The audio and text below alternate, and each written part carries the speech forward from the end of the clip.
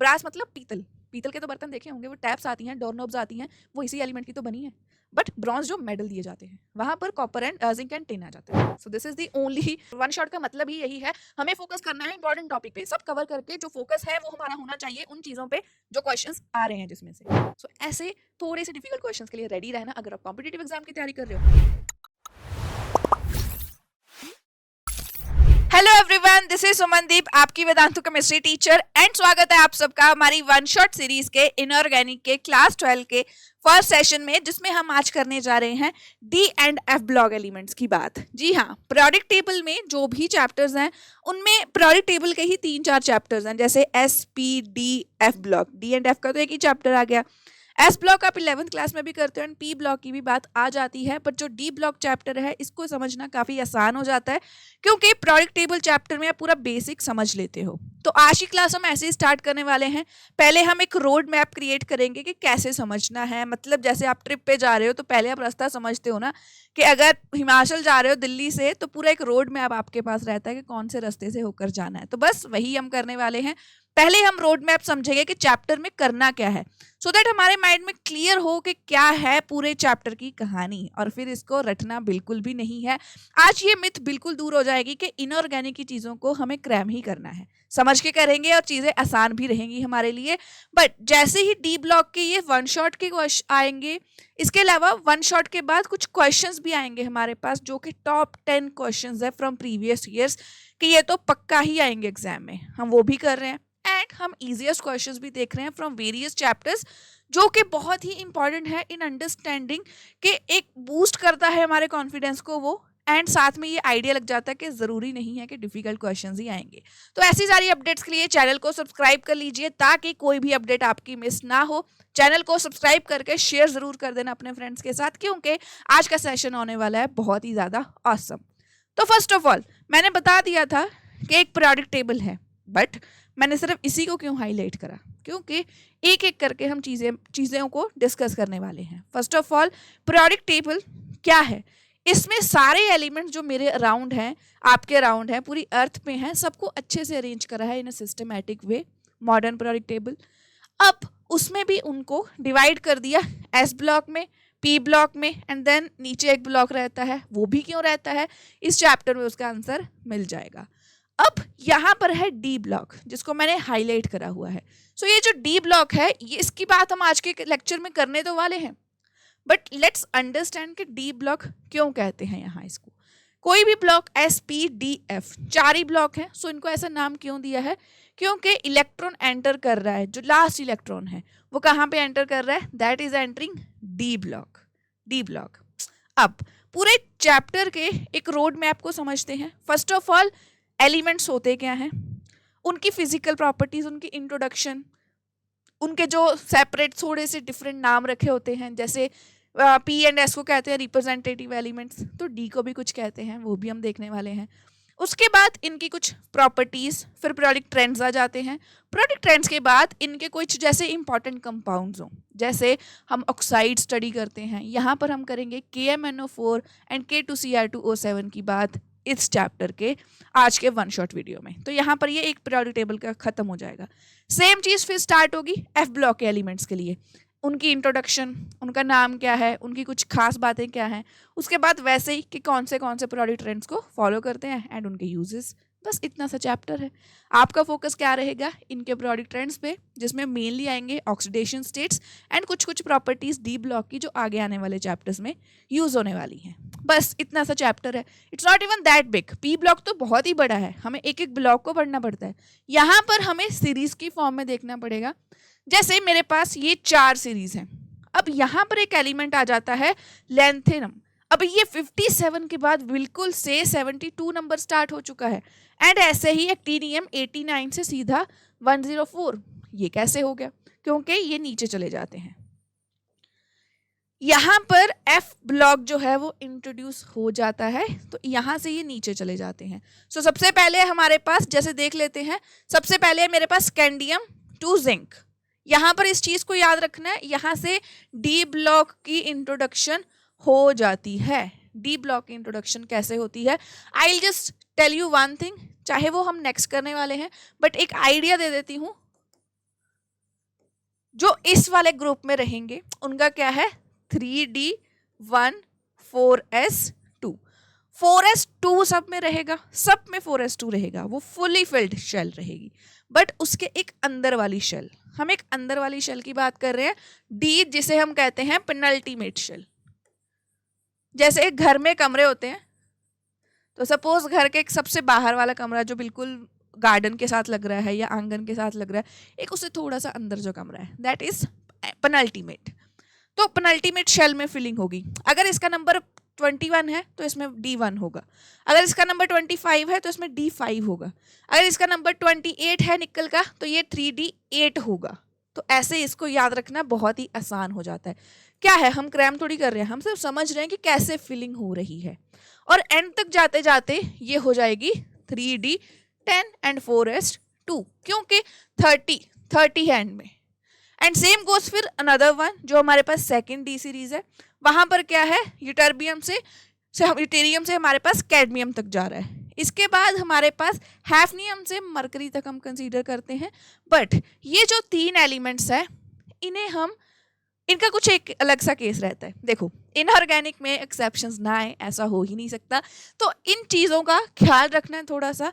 And बाकी exceptions वही follow होंगी जो आपके previous P and S chapter में फॉलो होती हैं, ठीक है। अब इन्हें हम एक और नाम देते हैं, we also call these elements transition elements. कोई लॉजिक है इस चीज का कि क्यों इनको हमने ट्रांजिशन एलिमेंट्स बोल दिया? क्या रीजन हो सकता है? देखो यहाँ पर S है, यहाँ पर P है, हमें पता है इस साइड पूरी मेटल्स हैं, इस साइड नॉन मेटल्स हैं। तो हम इधर जाते जाते क्या हो रहा है, एक चेंज आ रहा है, मेटल से नॉन मेटेलिक कैरेक्टर की तरफ जा रही हैं चीज़ें। सो ये ट्रांजिशन हो रही है, तो इसीलिए इसको ट्रांजिशन एलिमेंट्स कहते हैं। ओके, इनको ट्रांजिशन एलिमेंट्स इसीलिए कहते हैं क्योंकि यहाँ पर ट्रांजिशन शुरू हो चुकी है, बट यहाँ पर इनकी कन्फिग्रेशन की वजह से कुछ चेंजेस आते हैं वैल्यूज में एंड इनकी कुछ प्रॉपर्टीज में। कुछ ऐसे एलिमेंट्स भी हैं जो ट्रांजिशन एलिमेंट्स है ही नहीं, ऐसे भी हैं। सो उनकी भी बात करेंगे। फर्स्ट ऑफ ऑल इनकी अगर कन्फिग्रेशन की बात करूं, general configuration, so n-1 D1 to 10 and ns2। मतलब अगर n की वैल्यू 4 है, जैसे यहाँ पर n की वैल्यू 4 थी, तो d की वैल्यू क्या होगी n-1, that is 3। Same happened over here. अब यहाँ पर क्रोमियम की कन्फिग्रेशन थोड़ी सी डिफरेंट है। क्रोमियम का नंबर क्या है 24, तो 24 के हिसाब से इसकी कन्फिग्रेशन क्या हो 3D4 4s2। अब अगर इसमें ड्रॉ करूं तो मेरे पास क्या आ रहा है 1 2 3 4, और यहाँ पर 4s2। अब क्या हो रहा है 1 2 3 4 एंड ये इधर। तो ये कुछ बात जम सी नहीं रही, कहाँ, कौन इसको बता सकता है? आपने स्ट्रक्चर ऑफ एटम चैप्टर में अच्छे से करा हुआ है इस चीज को कि क्या हो रहा है। यहाँ पर 2 कन्फिग्रेशन करते हो, एबनॉर्मल कन्फिग्रेशंस, तो ये वही है। क्रोमियम ऐसे स्टेबल सा नहीं है। ये कैसे स्टेबल होगा? हमारे पास हाफ फिल्ड ऑर्बिटल्स या फुली फिल्ड ऑर्बिटल्स ज़्यादा स्टेबल रहती हैं। सो ये एक इलेक्ट्रॉन इधर आ जाएगा और इसमें एक, सो ये हाफ फिल्ड हो गई है। अब हाफ फिल्ड तो बहुत अच्छे से स्टेबल है। Same goes with copper 3D9 4s1। तो यहाँ पर 3D9 4s2 है, हम इसे क्या लिख देते हैं 3D10 4s1। सो ये वाली जो कन्फिग्रेशन है ये हाफ फिल्ड है, ये फुली फिल्ड है, ये हाफ फिल्ड है। तो हमें इतना याद रखना है, जो half filled and fully filled होती हैं उनमें सिमेट्री रहती है, एक्सचेंज एनर्जी जो है वो काफ़ी ज़्यादा हो जाती है, उसकी वजह से ये जो है स्टेबल हो जाते हैं। सो हमें कन्फिग्रेशन ऐसे रखनी है। स्टिल मैंगनीज के लिए क्या होगी 3D5, क्योंकि 25 है तो 5 रहेगा, एंड 4s2। ओके, सो ये कन्फिग्रेशन सारे एलिमेंट्स की मैंने आपको बता दी है कि कैसे होगी। जो उनकी लास्ट डिजिट है उतने ही D3 में होंगे, D में होंगे। Done electronic configuration. अब मैं इन एलिमेंट्स की बात कर रही थी, जिंक, कैडमियम एंड मरकरी, ये D ब्लॉक मेटल्स हैं, बट ये ट्रांजिशन एलिमेंट्स नहीं है। क्यों नहीं है? क्योंकि इनमें क्या है 3D10 4s2। जैसे मैं जिंक की बात करूं तो इन सब में क्या है D10 कन्फिग्रेशन है, D10 भी फुल है एंड SB जो है वो भी फुल है। अब ट्रांजिशन एलिमेंट्स उन्हें कंसीडर करा गया है जिनमें जो इलेक्ट्रॉन्स हो अनपेयर्ड हो या हाफ फिल्ड हो, मतलब या तो D1 से D9 तक हो वो, मतलब अवेलेबिलिटी हो, फ्री इलेक्ट्रॉन्स पड़े हों, सिंगल इलेक्ट्रॉन पड़े हों, ऐसा ना हो कि सारे फिल्ड है और कहीं भी मूवमेंट का कोई चांस ही नहीं है। तो इस वजह से ये जो एलिमेंट्स हैं ये वैसी प्रॉपर्टीज शो नहीं करते, बट एज ये डी ब्लॉक के एंड एलिमेंट्स है जिनमें डी फुली फिल्ड हो गई है तो हम यहाँ पर इन्हें स्टडी जरूर करते हैं, ठीक है। सो अब ये स्टेबल है, वैसे जिंक, कैडमियम एंड मरकरी ये बहुत ही ज़्यादा स्टेबल है क्योंकि हमें पता है fully filled and half filled are more stable, तो बस यही चीज़ यहाँ पर हो रही है। एंड डी ब्लॉक एलिमेंट्स ये हैं, कंसीडर कर रहे हैं हम, बट ट्रांजिशन एलिमेंट्स नहीं है ये, ठीक है। और इसका क्वेश्चन आ जाता है, जैसे क्वेश्चन आएगा स्कैंडियम जो है वो एक डी ब्लॉक एलिमेंट है बट जिंक नहीं है, ऐसा क्यों, सोचिए। अब ये थी इनकी इंट्रोडक्शन कि कौन सी कॉन्फ़िगरेशन है, क्या कहाँ पाए जाते हैं और इनकी क्या क्या प्रॉपर्टीज़ हैं जो इन्हें मैच करवा रही हैं विद द ग्रुप, कि कहाँ इस ग्रुप में क्यों रखा है, जिंक को इस ग्रुप में क्यों नहीं रखा, वो सब हो गया। अब आएंगी इनकी पीरियोडिक ट्रेंड्स की बात। अब अगर मैं बात करूँ मेल्टिंग एंड बॉइलिंग पॉइंट बहुत हाई होते हैं, इसको याद रखने के लिए आयरन को याद रखो। घर में अगर किसी के आग लग जाती है, किसी बिल्डिंग में आग लग जाती है, सो क्या आपने कभी एक अलमीरा को जलते हुए देखा जो आयरन की बनी है? कार जल जाती है बट उसकी जो कवरिंग है वो रह जाती है, covering is made up of iron, तो वो बच जाती है। क्यों? क्योंकि इनका जो मेल्टिंग पॉइंट है बहुत ही ज़्यादा है। आयरन इसी ग्रुप को तो बिलोंग कर रहा है, डी ब्लॉक को ही बिलोंग कर रहा है। सो उस वजह से इस चीज़ को याद रखना है कि मेल्टिंग पॉइंट जो है that is very high, melting हो चाहे बॉइलिंग पॉइंट हो। इधर इनके ट्रेंड्स भी देखो, इनके काफ़ी हाई हैं। जो हमारे पास डी सीरीज़ हैं उनमें सबसे ज़्यादा देखो यहाँ पर टंगस्टन तक चला गया है, बल्ब में यूज़ होता है वो। और नीचे वाली सीरीज जो हमारी मेन जिस पे हमारा फोकस रहेगा वो यहाँ पर है, ठीक है। सो जैसे जैसे नीचे जा रहे हैं, अब जैसे ये सबसे ऊपर है, ये उससे नीचे, ये सबसे नीचे है, तो जैसे जैसे हम group down the group move कर रहे हैं, मेल्टिंग पॉइंट इंक्रीज कर रहा है, बॉइलिंग पॉइंट इंक्रीज कर रहा है। But why is it happening? Group में जाते जाते मेल्टिंग पॉइंट क्यों इंक्रीज कर रहा है? क्योंकि सोचो आप दो लोग हो, दो दोस्त हो आप, और आप दोनों ने हाथ पकड़े हैं और हम गेम खेल रहे हैं, मुझे आपके हाथ छुड़वाने हैं। सो मेरी कुछ एनर्जी लगेगी, है ना, तो एनर्जी लगेगी तो आपका हाथ छूट जाएगा। बट ऐसे ही जैसे आप सब ने 100 बच्चों ने हाथ पकड़े हो, तो क्या मैं उनको छुड़वा सकती हूँ? क्या आई कैन डू दिस के you are holding the hands and 100 of students are there and मैं ट्राई कर रही हूँ? तो नहीं हो पाएगा, बहुत ज़्यादा एनर्जी लगेगी। तो सेम हो रहा है मेल्टिंग पॉइंट्स के केस में, नीचे जाते जाते उनका साइज बढ़ता जा रहा है, मेटल्स हैवी होती जा रही हैं, एटम्स इलेक्ट्रॉन्स बहुत ज़्यादा है, एटम्स के बीच में इंटरेक्शन काफ़ी स्ट्रांग हो गई है, मतलब आप सब दोस्तों ने एक बहुत ही ज़ोर से एक दूसरे के हाथ पकड़ लिए हैं। तो सेम चीज़ यहाँ पर है। तो नीचे जाते जाते जो मेल्टिंग पॉइंट है, बॉइलिंग पॉइंट है, वो इंक्रीज होता जाता है। और you due to stability of half filled orbitals, तो यहाँ पर इस चीज़ का ख्याल रखना, यहाँ पर क्रोमियम आ गया, यहाँ पर मोलिब्डेनम, यहाँ पर डब्ल्यू। तो यहाँ एक चीज़ देखो, वो पहले ऊपर जा रहा है, टॉप पे जाकर नीचे आया है। क्यों? क्योंकि ये हाफ फिल्ड ऑर्बिटल्स हैं। हाफ फिल्ड, ये क्रोमियम, मोलिब्डेनम एंड टंगस्टन, इनकी हाफ फिल्ड कॉन्फ़िगरेशन है, तो ये ज़्यादा स्टेबल हैं इस कंडीशन में। वो मैंने ऑलरेडी बता दिया है, टिल D5 तो इंक्रीज करेगा, फिर नीचे आते आते कम हो जाएगा। जैसे जिंक की बात करूं, जिंक वगैरह के लिए काफ़ी नीचे आ जाएगा यहाँ तक, और फिर कॉपर भी देखिए, एंड साथ में गोल्ड काफ़ी कम है, बट इतना नहीं है कि हाथ में मेल्ट कर जाएगा, वो चीज़ें भी नहीं होने वाली। सो इनके कंपैरेटिवली कम है उससे, बट मेटल्स के हमेशा हाई रहते हैं, इस चीज़ का ख्याल रखना। ये इन मेटल्स के नाम याद होने चाहिए आपको कि कौन कौन सी मेटल के जो मेल्टिंग पॉइंट्स हैं वो सबसे हाई हैं और उसका रीज़न क्या है। क्या मैंने कुछ रटवाया आपको? हमने जस्ट एक लॉजिकली उस चीज़ को समझा, और ग्राफ समझने में तो बहुत दिक्कत आती है, बट ये कितना ईजी था। मेल्टिंग पॉइंट का ग्राफ है हमारा एटॉमिक नंबर के साथ, कि जैसे जैसे एटॉमिक नंबर इंक्रीज करता जा रहा है मेल्टिंग पॉइंट बढ़ता जा रहा है। क्यों बढ़ता जा रहा है? क्योंकि इंट्रैक्शन स्ट्रांग हो चुकी है। सो ये था हमारा फर्स्ट पीरियोडिक ट्रेंड। इसके बाद एक क्वेश्चन कर लेते हैं। चलो, ये क्वेश्चन कहाँ से आया है? Correct electronic configuration of chromium, जिसको पता है वो तो इजीली आंसर कर देगा।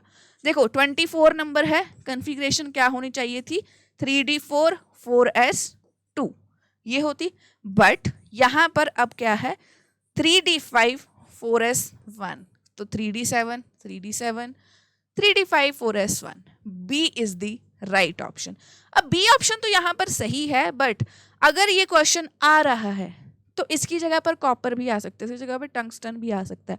सो प्लीज रिमेंबर दिस, अगर यहाँ पर 3D है, जो सेकंड ट्रांजिशन सीरीज की है, वहां पर 4D होगा और उसके नीचे 5D आएगा। डन।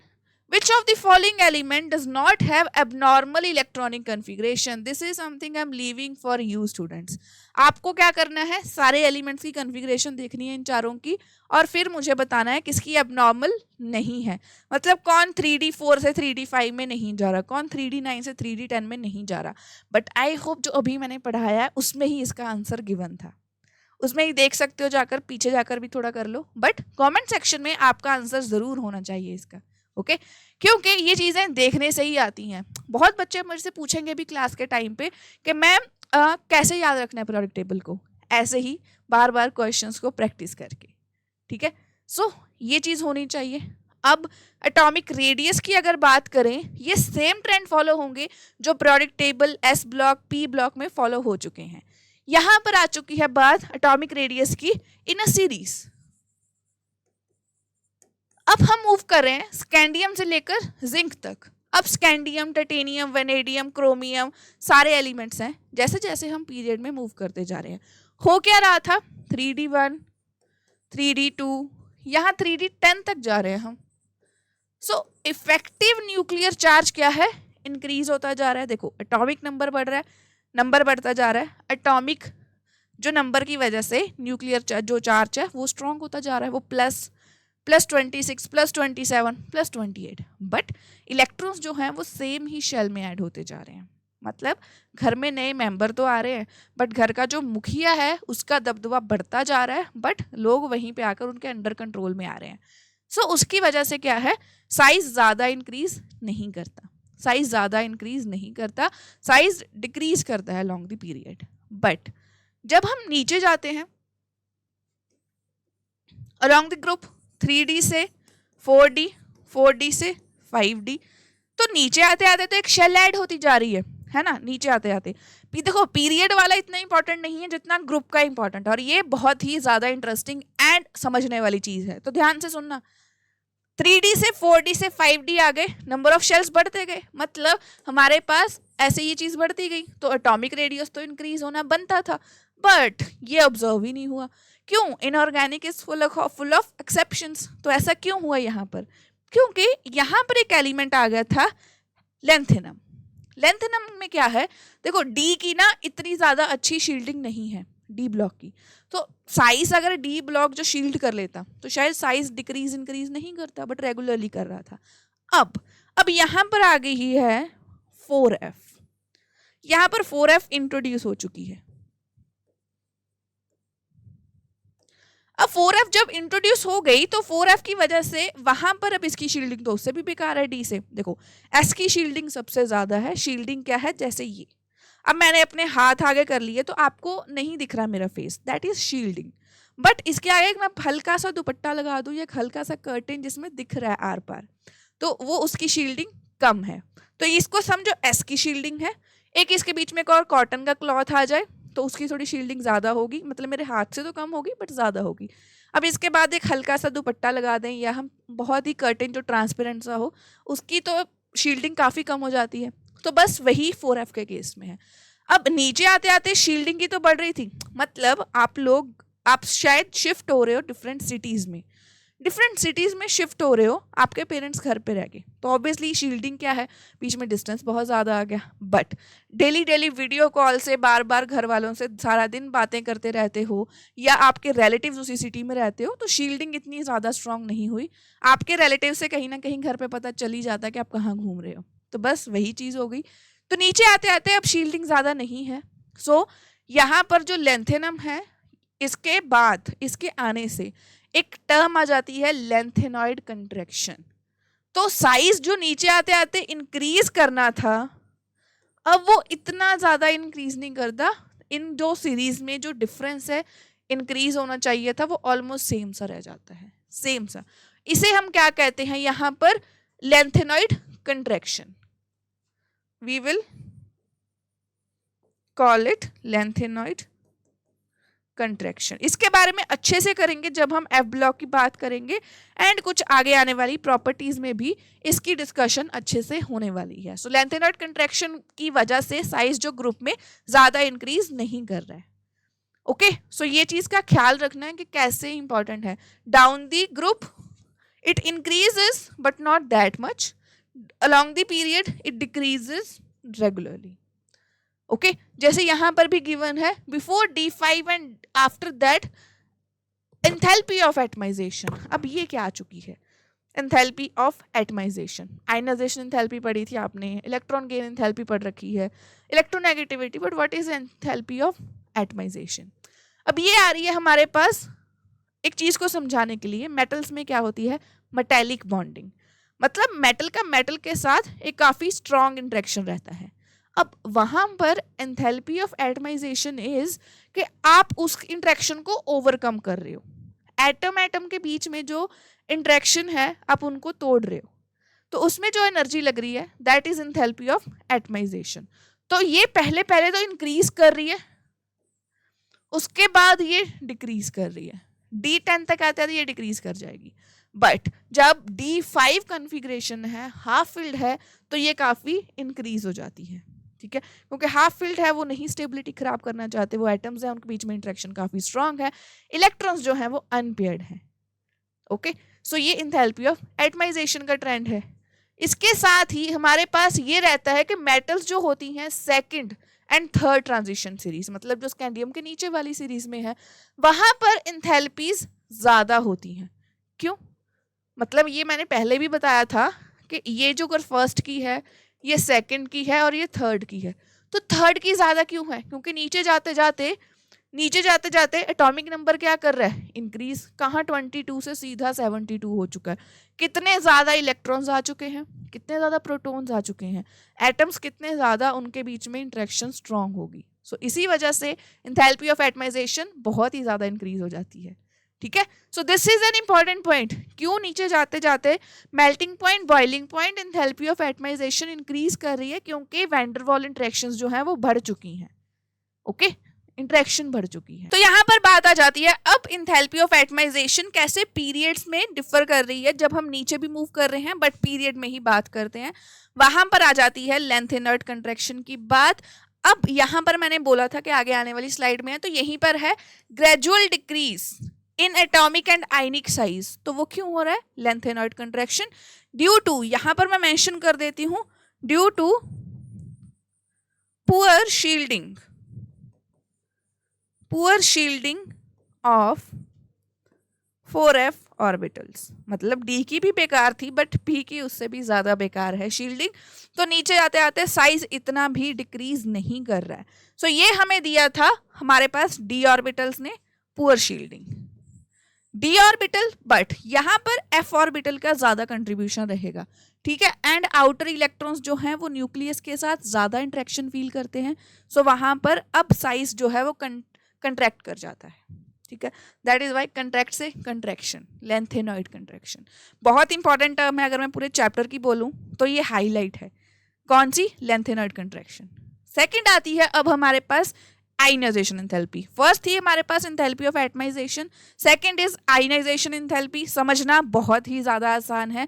एंथैल्पी क्या है? ये बता रही है अगर मुझे जिंक से जिंक 2 पॉजिटिव बनाना है तो जो एनर्जी लगेगी that is enthalpy of ionisation, that is ionization enthalpy.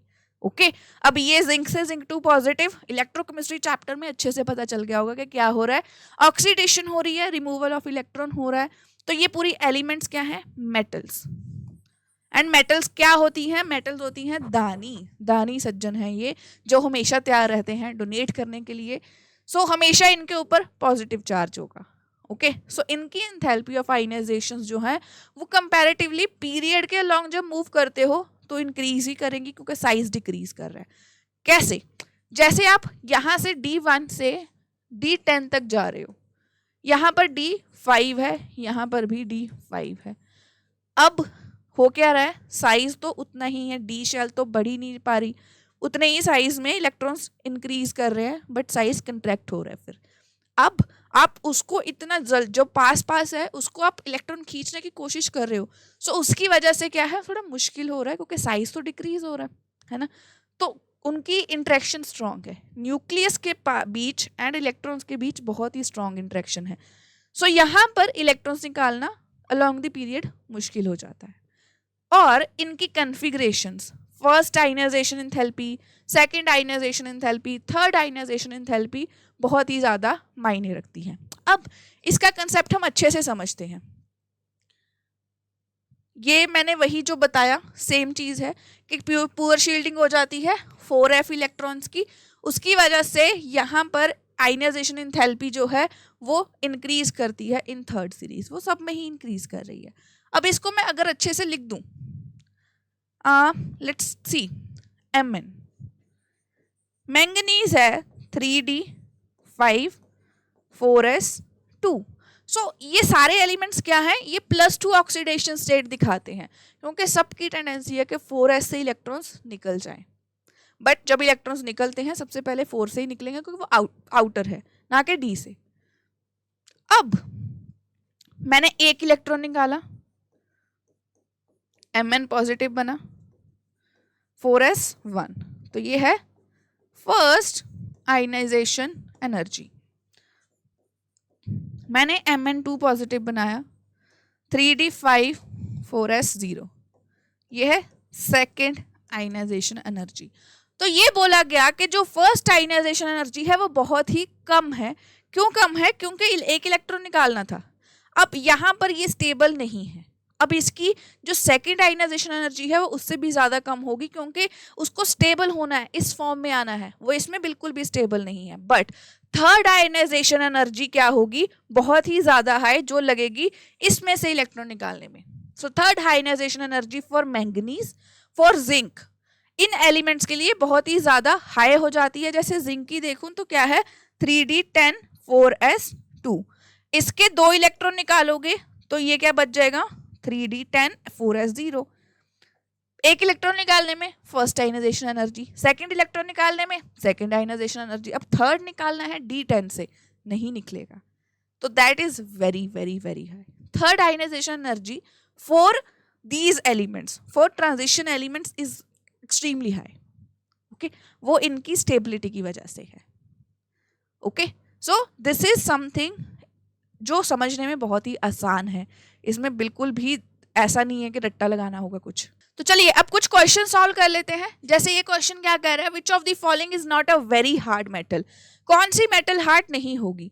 क्या मैंने इसके बारे में बताया, चलो समझ लेते हैं। मैंने क्या बताया था जब हम आयरन की बात कर रहे थे कि वो तो इतना ऐसा एलिमेंट है जिसका मेल्टिंग पॉइंट बहुत हाई है, कुछ भी जल जाए बट आयरन नहीं जलेगा।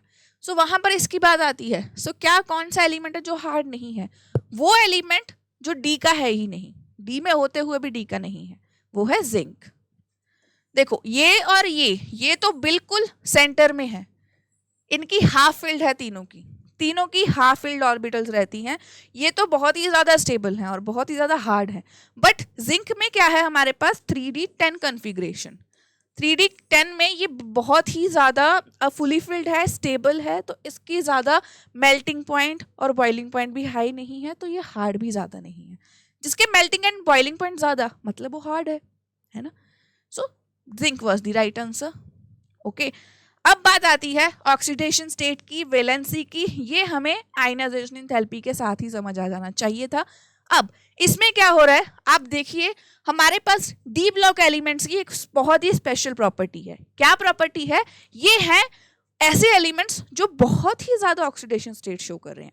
सोडियम को देखा है, सोडियम हमेशा Na पॉजिटिव रहता है, वो इससे ऊपर नीचे जाता ही नहीं है। बट यहां पर अगर मैं डी ब्लॉक एलिमेंट्स की बात करूं, देखो मैंगनीज सेंटर में जो एलिमेंट है वो बहुत ही ज्यादा ऑक्सीडेशन स्टेट शो करता है, देखो +7 तक जा रहा है ये। बट जो एक्सट्रीम पे है स्कैंडियम एंड जिंक, ये सिर्फ एक ऑक्सीडेशन स्टेट शो कर रहे हैं। कॉपर भी जैसे 2 तो कर रहा है, बट ये स्टेबल किस में है, इसमें। जो स्टेबल है वो आपको थोड़े से हाईलाइटेड दिखेंगे, +2 है इनमें सब में, वो सब में रहेगी। बट मैंगनीज में सबसे ज्यादा है। ओके, सो यहाँ पर फ्यूअर इलेक्ट्रॉन्स, जो एक्सट्रीम कॉर्नर्स पे हैं वहां पर इलेक्ट्रॉन्स कम है शेयर करने के लिए, बट जो मिडल में है वहां पर ज्यादा है। ओके, क्योंकि इलेक्ट्रॉन शेयर करने हैं, 3d5 है तो 5 इलेक्ट्रॉन है एक्सचेंज करने के लिए, so these things can happen. अब इसके साथ मैं आपको एक टास्क दे रही हूँ, मुझे बताइए KMnO4 में मैंगनीज की ऑक्सीडेशन स्टेट क्या है, बताइए। इसका हम अच्छे से पढ़ने वाले हैं इसके बारे में, बट तब तक मुझे इसका आंसर चाहिए इन द कमेंट। अब ये कुछ और कंसेप्ट आ जाता है, ऑक्सीडेशन स्टेट तो सबको पता चल जाएगी, but stability of higher oxidation state, मतलब जैसे हम नीचे आते आते बात कर रहे थे कि +6 हो, सो यहाँ पर ये ऑब्जर्व करा कि कुछ एलिमेंट्स जो हैं वो हायर ऑक्सीडेशन स्टेट में ज़्यादा स्टेबल हैं, बट वो कब स्टेबल हैं, जब हमारे पास कुछ इलेक्ट्रोनेगेटिव एलिमेंट्स, मतलब फ्लोरीन या ऑक्सीजन प्रेजेंट हो। ऑक्सीजन एंड फ्लोरीन बहुत ही अच्छे इलेक्ट्रोनेगेटिव एलिमेंट्स हैं और इनका साइज छोटा है, सो ये काफ़ी अच्छा होल्ड कर लेते हैं। ऐसे ही KMnO4 में मैंगनीज ऑक्सीजन के साथ है, मैंगनीज ऑक्सीजन के साथ है MnO4 नेगेटिव, सो उस केस में यहाँ पर इसकी ऑक्सीडेशन स्टेट सबसे हाई है मैंगनीज की। अब तो इजी हो गया समझना। ऐसे ही विद फ्लोरीन ये क्रोमियम हेक्साफ्लोराइड बना रहा है, सो क्रोमियम के साथ इसका काफ़ी ज़्यादा हो जाता है।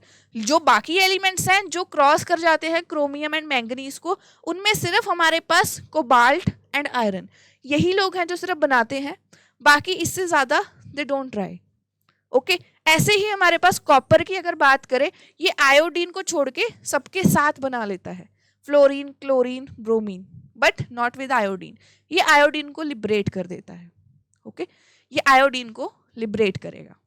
कॉपर का केस काफी इंपॉर्टेंट हो जाता है हायर ऑक्सीडेशन स्टेट्स में। कॉपर वैसे तो 2 ही ऑक्सीडेशन दिखा रहा है अभी तक, copper positive and copper 2 positive. आपने सबसे ज्यादा क्या देखी है, आपने हमेशा यही चीज देखी है। हमने ये कॉपर पॉजिटिव तो कभी देखा ही नहीं है, हमेशा कॉपर 2 पॉजिटिव। रिडॉक्स रिएक्शन में जिंक एंड कॉपर का इलेक्ट्रोकेमिकल सेल है हमारे पास, तो हमने ऑब्जर्व करा है हमेशा कॉपर 2 पॉजिटिव को। तो ऐसा क्यों है ये चीज? फर्स्ट ऑफ ऑल कॉपर क्या करता है, आयोडीन लिबरेट कर रहा है, that's what I told you कि ये इसके साथ यहाँ पर 2 पॉजिटिव स्टेट में स्टेबल है। अब ऐसा क्यों है? सी, अगर वो कॉपर वैसे ये रहता है 3d10 4s1, तो आप एक इलेक्ट्रॉन निकाल रहे हो, आप तो अब ये बोलोगे ना कि कॉन्फ़िगरेशन,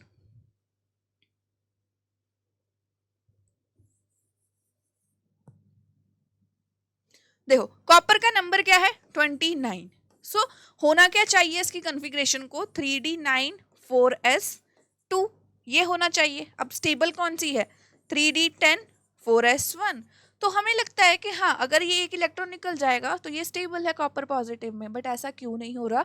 क्योंकि यहाँ पर जब कॉपर बन भी जाए कॉपर 2 पॉजिटिव, वो फिर ब्रेक कर जाते हैं 2 चीज़ों में, एक तो क्या करता है 2 पॉजिटिव में, एक प्योर कॉपर में। अब यहाँ पर ऐसा क्यों है? क्योंकि चाहे इसके एक इलेक्ट्रॉन निकालने के लिए अब एक और एनर्जी ज़्यादा लगेगी 3d10 में से, चाहे आयनाइजेशन ज़्यादा लग रही है, बट जो ज़्यादा लग रही है हाइड्रेशन इंथैल्पी इतनी ज़्यादा नेगेटिव हो जाती है कि वो उसको कंपेंसेट कर लेती है। Same happened with lithium in case of anomalous behaviour of first element of alkali metals.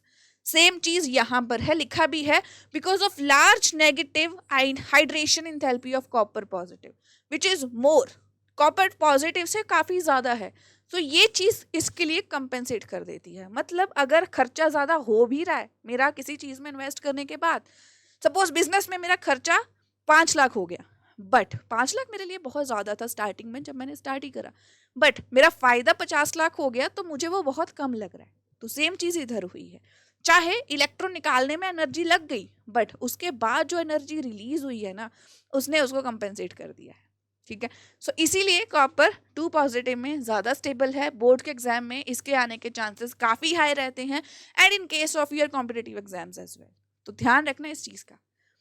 Plus यहाँ पर केमिकल रिएक्टिविटी की अगर बात करूँ, हायर स्टेट्स पे जो ऑक्साइड्स हैं, देखो ऑक्सीजन के साथ मोस्टली सब अटैच रहते हैं, फेरिक ऑक्साइड, फेरस ऑक्साइड, ये सारे है ना, ऑक्सीजन के साथ तो बॉन्ड बनाना इजी है, बट जब ये हायर ऑक्सीडेशन स्टेट्स में चले जाते हैं तो जो इनके ऑक्साइड्स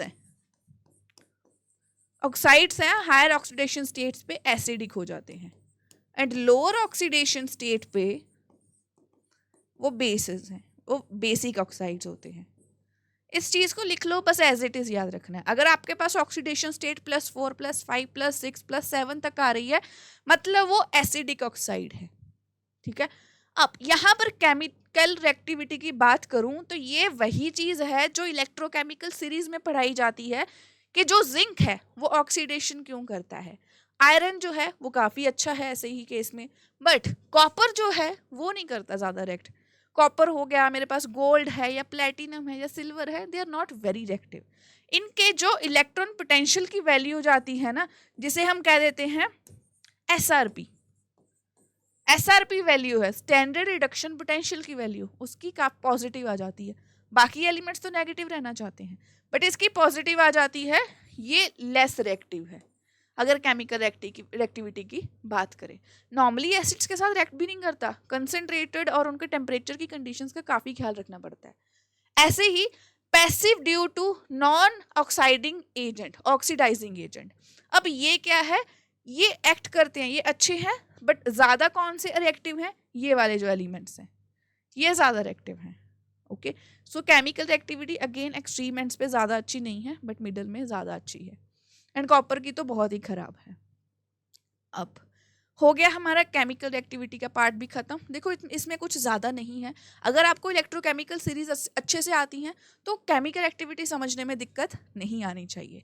यहाँ पर जैसे क्वेश्चन है, in with oxygen highest possible oxidation state of manganese, ये KMnO4 में थी।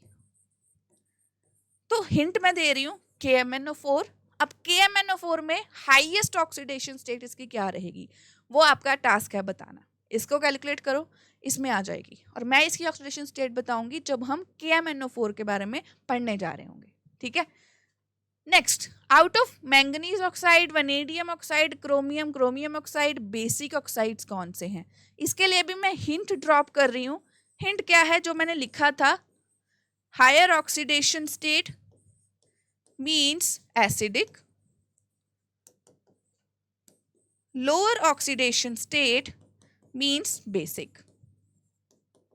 All right, तो highest and हमारे पास लोअर, आपके पास 4 है, इनमें से देखो कौन से 2 है, 2 की बतानी है, कौन से ऐसे 2 हैं जिनमें ऑक्सीडेशन स्टेट उनकी काफ़ी कम है। सो वो हो जाएंगे बेसिक ऑक्साइड्स, है ना। अब इन दोनों क्वेश्चंस के आंसर मुझे कमेंट सेक्शन में चाहिए। मैं कब करवाऊंगी क्वेश्चंस, मैं जब इस चैप्टर के टॉप 10 क्वेश्चंस उठाऊंगी, मैं वहाँ पर क्वेश्चन सॉल्व ज़रूर करवाऊंगी। बट ये तो काफ़ी आसान हो जाता है, और इससे थोड़ा आपको भी आइडिया लगेगा कि अभी तक जो करा उसमें से कितना समझ आ चुका है, ठीक है। So done with this. अब ये है बहुत ही इंटरेस्टिंग पार्ट। आई विश मैं इसको कलरफुल दिखा पाती, बट होता क्या है, जो डी ब्लॉक के सॉल्ट्स हैं जैसे copper sulphate, iron sulphate, mostly इनका कलर का रहता है एक्वा ग्रीन, या कॉपर की बात करें ब्लू रहता है, अच्छा काफ़ी ब्लू रहता है कॉपर सल्फेट का। तो ये सारे कलर्ड क्यों रहते हैं, क्यों कलर्ड रहते हैं? सिंपल सा आंसर इसका एज इट इज आ जाता है MCQ, और बस इसी ऑप्शन पे क्लिक करना होता है, DD ट्रांजिशन। DD ट्रांजिशंस क्या होती हैं and what is charge transfer. देखो DD ट्रांजिशन मतलब सपोज 5 हैं ऐसी ऑर्बिटल्स मेरे पास, 1 2 3 4 5, तो होता क्या है, ये स्प्लिट कर जाती हैं। वो स्प्लिट क्यों करती हैं, ये थोड़ा हायर लेवल का कंसेप्ट है। सो यहाँ पर ये चीज़ हो जाती है, स्प्लिट कर गए। अब सपोज इलेक्ट्रॉन्स है मेरे पास 1 2 3 4, तो ये ऐसे फिल हो गए 1 2 3 एंड 4। अब चांसेस हैं कि ये इलेक्ट्रॉन यहाँ जंप कर जाए या ये वापस आ जाए, पेयरिंग कर ले।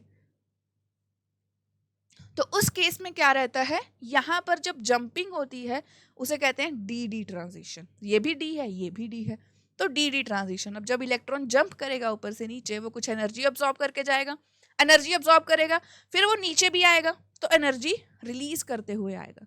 जब वो एनर्जी रिलीज करता है, frequency E is equal to h nu, तो एनर्जी रिलीज करेगा तो कुछ ना कुछ फ्रीक्वेंसी होगी, और वो फ्रीक्वेंसी विजिबल रीजन में आ जाती है।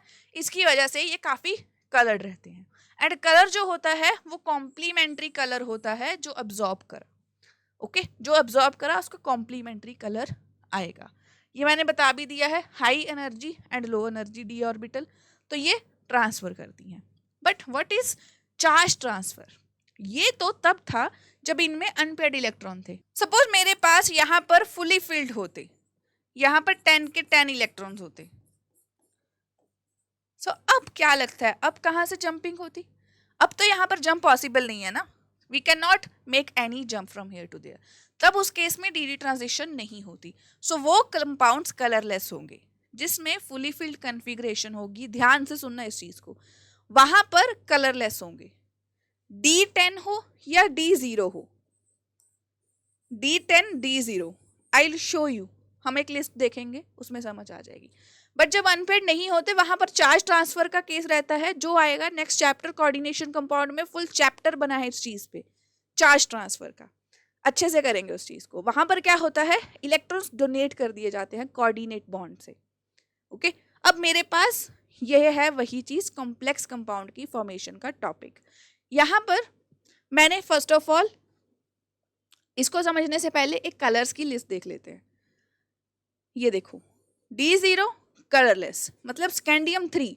स्कैंडियम की कॉन्फ़िगरेशन क्या है, 3D1 4s2, तीनों इलेक्ट्रॉन निकल गए, टोटली 0, तो ये कलरलेस हो गया। Same goes with zinc. Zinc भी क्या है, 3D10 में टोटली कलरलेस। बट बीच वाले सबका कलर कुछ ना कुछ है, सारे याद करने की जरूरत नहीं है, लेबोरेटरी में आपको काम आता है ब्लू ग्रीन बस। और जो निकल है उसका एक कॉम्प्लेक्स बनता है निकल DMG, उसका ब्रिक रेड कलर रहता है। तो इन चीज़ों को बस ऐसे याद रखना है, ठीक है। अब ये कॉम्प्लेक्स क्या बन रहे हैं, कॉम्प्लेक्स क्या बन रहे हैं, जैसे ये सेंटर में कोई मेटल एटम है, इसको बाकी सब आकर इलेक्ट्रॉन्स डोनेट कर रहे हैं। ऐसा कैसे हो रहा है, ये होता कैसे है, क्योंकि इसका एक तो साइज छोटा है, मेटल एटम्स है, इफेक्टिव न्यूक्लियर चार्ज स्ट्रॉन्ग है, डी की इतनी ज़्यादा अच्छी शील्डिंग है नहीं, तो साइज छोटा है। Availability of D electron and high ionic charge, देखो ये Mn 7 पॉजिटिव तक भी जा सकता है, तो साइज कितना छोटा हो चुका है ना। अब हो क्या सकता है, जैसे यहाँ पर एक कॉम्प्लेक्स है ये वाला FeCN6, अब यहाँ पर 6 साइनाइड है, 6 साइनाइड, Cn नेगेटिव, तो ये दो इलेक्ट्रॉन, 2 इलेक्ट्रॉन्स और 1 पेयर, ये डोनेट कर देते हैं आयरन को डोनेट कर रहे हैं, तो ये एक कॉम्प्लेक्स बन गया। अब ये कॉम्प्लेक्स क्यों है, क्योंकि इसको मैंने ऐसी ब्रैकेट में रख दिया है। मैथ्स में भी तो ऐसा ही होता था, अगर ऐसी कुछ ब्रैकेट्स में रख दें वैल्यू को तो आपको लगता था कि कुछ डिफिकल्ट आ गया, नॉर्मली तो हम ये ब्रैकेट यूज़ कर लेते हैं। सो बस कॉम्प्लेक्स फॉर्मेशन डी ब्लॉक में ही होती है। तो ये चैप्टर इंपॉर्टेंट है आपके लिए, क्योंकि आगे आने वाला चैप्टर टोटली बेस्ड ही डी ऑर्बिटल्स पे है। और फिर ये चीज़ फिर से काम आएगी कि सोचो इस कॉम्प्लेक्स का कलर क्या होगा। सो आपको क्या करना है, पहले आयरन की ऑक्सीडेशन स्टेट निकालनी है। जैसे इसमें +2 है, मैं बता ही देती हूँ। तो +2 में देखो इसका कलर होना चाहिए green. So this is important, exam में वो ऐसे नहीं देंगे कि +3 +2 का कलर क्या है, दे विल आस्क यू कि इसका कलर क्या है। तो वो कैसे करना है, डी ट्रांजिशंस होंगी एंड ये वाला आंसर होगा इसका। ऑलराइट, तो कॉम्प्लेक्स फॉर्मेशन एंड इनकी ऑक्सीडेशन स्टेट्स की वजह से, इनकी डी ट्रांजिशन की वजह से कलर क्या आ रहा है, a good question is there, ये इससे अच्छा क्वेश्चन बन सकता है। अब आती है मैग्नेटिक प्रॉपर्टीज। मैग्नेटिक प्रॉपर्टीज क्या है, दो नेचर रहते हैं यहाँ पर, एक तो आता है पैरा मैग्नेटिज्म, एक आता है डायमैग्नेटिज्म, सेकंड आता है हमारे पास थर्ड फेरो। फेरो जो है वो स्पेशल केस रहता है पैरा का। पैरा कब होगा, इस चीज को याद रख लो, जब अनपेयर्ड इलेक्ट्रॉन्स होंगे। मतलब डाया कौन सा होगा, जिसमें अनपेयर्ड नहीं होंगे, और वो कौन सा है, जिंक। तो जैसे इसमें फुली फिल्ड ऑर्बिटल्स, या इसको मैं लिख देती हूँ फुली फिल्ड ऑर्बिटल छोड़कर सीधा पेयर्ड इलेक्ट्रॉन्स। एंड फेरो जो स्पेशल बहुत ही ज्यादा अट्रैक्ट हो रहे होते हैं towards the metallic magnetic field, तो ये वो है फेरो।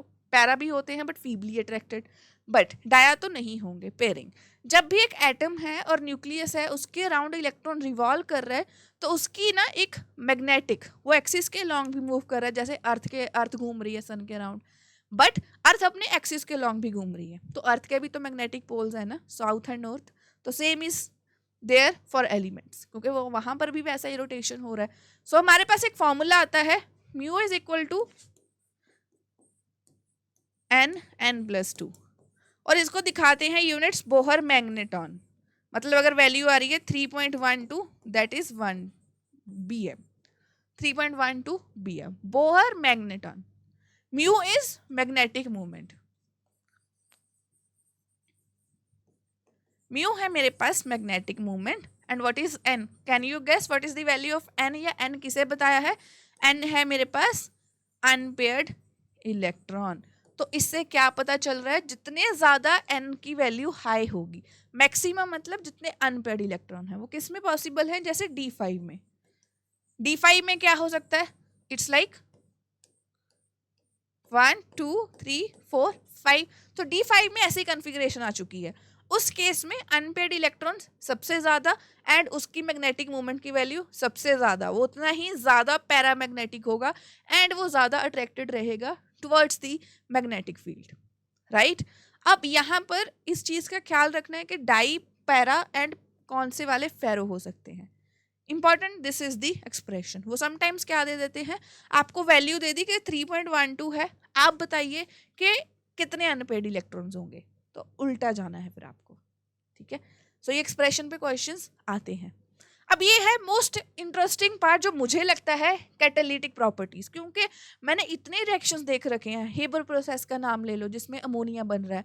ऐसे ही हम बात करें अगर H2SO4 कॉन्टैक्ट प्रोसेस की, जहां पर हमारे पास सल्फर डाइऑक्साइड से हमारे यहाँ पर वेनेडियम पेंटॉक्साइड यूज हो रहा है H2SO4 मेकिंग में, राइट. ऐसे ही हाइड्रोजनेशन ऑफ ऑयल्स, मतलब कैसे हम घी बना रहे हैं या हम ऑयल से घी, वो डिहाइड्रोजनेशन या हाइड्रोजनेशन.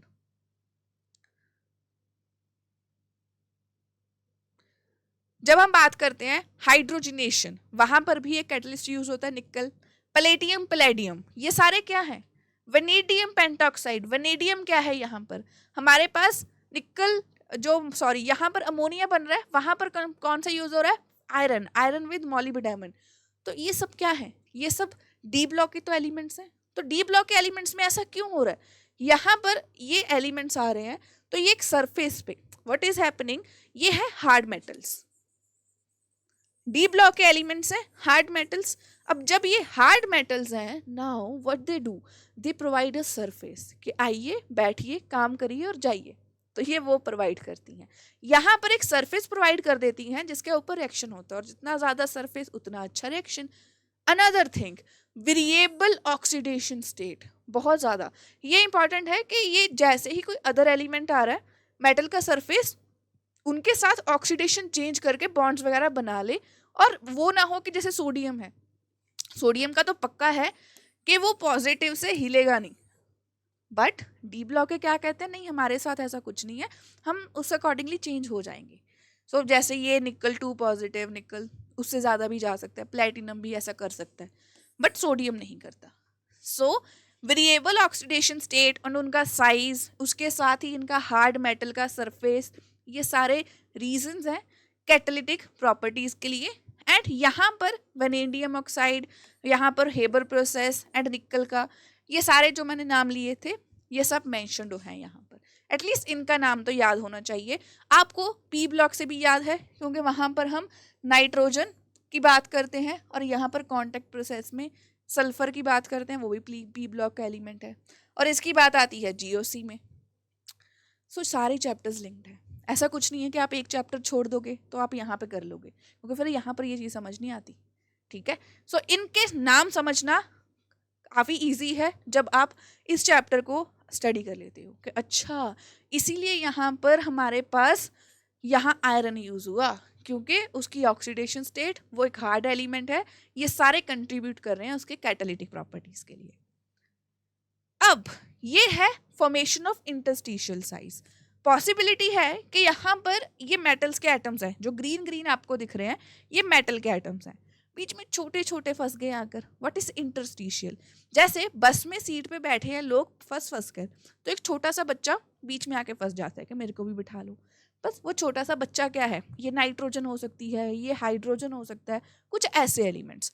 अब ना तो ये आयनिक बॉन्ड बना रहे हैं, ना ही ये कोवलेंट बॉन्ड बना रहे हैं. सो इनके बीच में कुछ इंटरेक्शंस रहती हैं, जैसे कार्बन हाइड्रोजन या नाइट्रोजन बना लेते हैं, जैसे 1.7 और यहाँ पर 0.56. तो ऐसा इनकी कोई वैल्यू फिक्स भी नहीं रहती, नंबर फ्रैक्शंस में आ रहा है. अब ये जो बनते हैं इंटरस्टिशियल कंपाउंड्स, इनके मेल्टिंग पॉइंट्स काफ़ी हाई, ये काफ़ी हार्ड एलिमेंट्स हो जाते हैं, काफ़ी हार्ड हो जाते हैं ये वाले compounds, very very high melting points, and conductivity वैसी की वैसी रहेगी इनकी। केमिकली इनर्ट क्या, जैसे आयरन के सरफेस पे कोई केमिकल गिर भी जाएगा वो रिएक्ट नहीं करेगा उसके साथ अगर उसमें इंटरस्टिशियल कंपाउंड बना हुआ है। ओके, सो ये एक इंपॉर्टेंट प्रॉपर्टी है इंटरस्टिशियल कंपाउंड की। ये उस बच्चे को बहुत अच्छे से समझ आएगी जिसने डिफेक्ट्स पढ़ रखे हैं सॉलिड स्टेट्स के। ओके, नेक्स्ट आती है अलॉय फॉर्मेशन। ये किसको अच्छा नहीं लगता है? ये चीज़ आपने कभी ऑब्जर्व करी है? ये कहाँ पर है? जैसे आप किसी होटल जाते हो, जो आपने कोई पुरानी मूवी देखी है, वहाँ पर किसी एंटीक बिल्डिंग में वो दरवाज़ा खोलते हैं तो उसकी जो डोर नोब्स होती हैं, या वहाँ पर एक टैप लगी हो, टैप में देखना गोल्डन कलर की, वो गोल्ड की तो है नहीं, ये है गोल्ड। तो गोल्ड ऐसा नहीं होता एक्चुअल में, गोल्ड हाथों में ऐसे ऐसे करता है, मतलब बहुत ही सॉफ्ट होता है 24 कैरेट का जो हो। तो उसमें कुछ ना कुछ मिक्स करा जाता है। क्या मिक्स करा है वहाँ पर मिक्स करी है अदर मेटल्स। जैसे गोल्ड में मिक्स करा है कॉपर को, कॉपर के साथ कुछ और मेटल्स को, उसको 22 कैरेट बनाने के लिए, हार्ड करने के लिए, उसकी प्रॉपर्टीज को इनहेंस करने के लिए। Same goes with this. अब ये क्या है? ये ब्रास है। ब्रास क्या है? जो कॉपर एंड जिंक से मिलकर बना है। And then there is bronze, जैसे ब्रॉन्ज मेडल देते हैं गेम्स में, वो है हमारे पास जिंक एंड टिन का, एसएन का। सो यहाँ पर ब्रास ये है, ब्रास मतलब पीतल। पीतल के तो बर्तन देखे होंगे, वो टैप्स आती हैं, डोरनॉब्स आती हैं, वो इसी एलिमेंट की तो बनी है। बट ब्रॉन्ज जो मेडल दिए जाते हैं वहाँ पर copper and zinc and tin आ जाता है। ओके, सो इस चीज़ का ख्याल रखना है। यहाँ पर अलॉय फॉर्मेशन की कंडीशंस क्या है कि जो मेटल मिक्स कर रहे हो ना, उनका साइज जो है वो ज़्यादा डिफर ना करे, सिमिलर सा रहे उनका रेडिया, है ना। जैसे आप मिक्स कर रहे हो कॉपर में जिंक, तो पास पास ही है 29 से 30, ज़्यादा डिफरेंस नहीं है।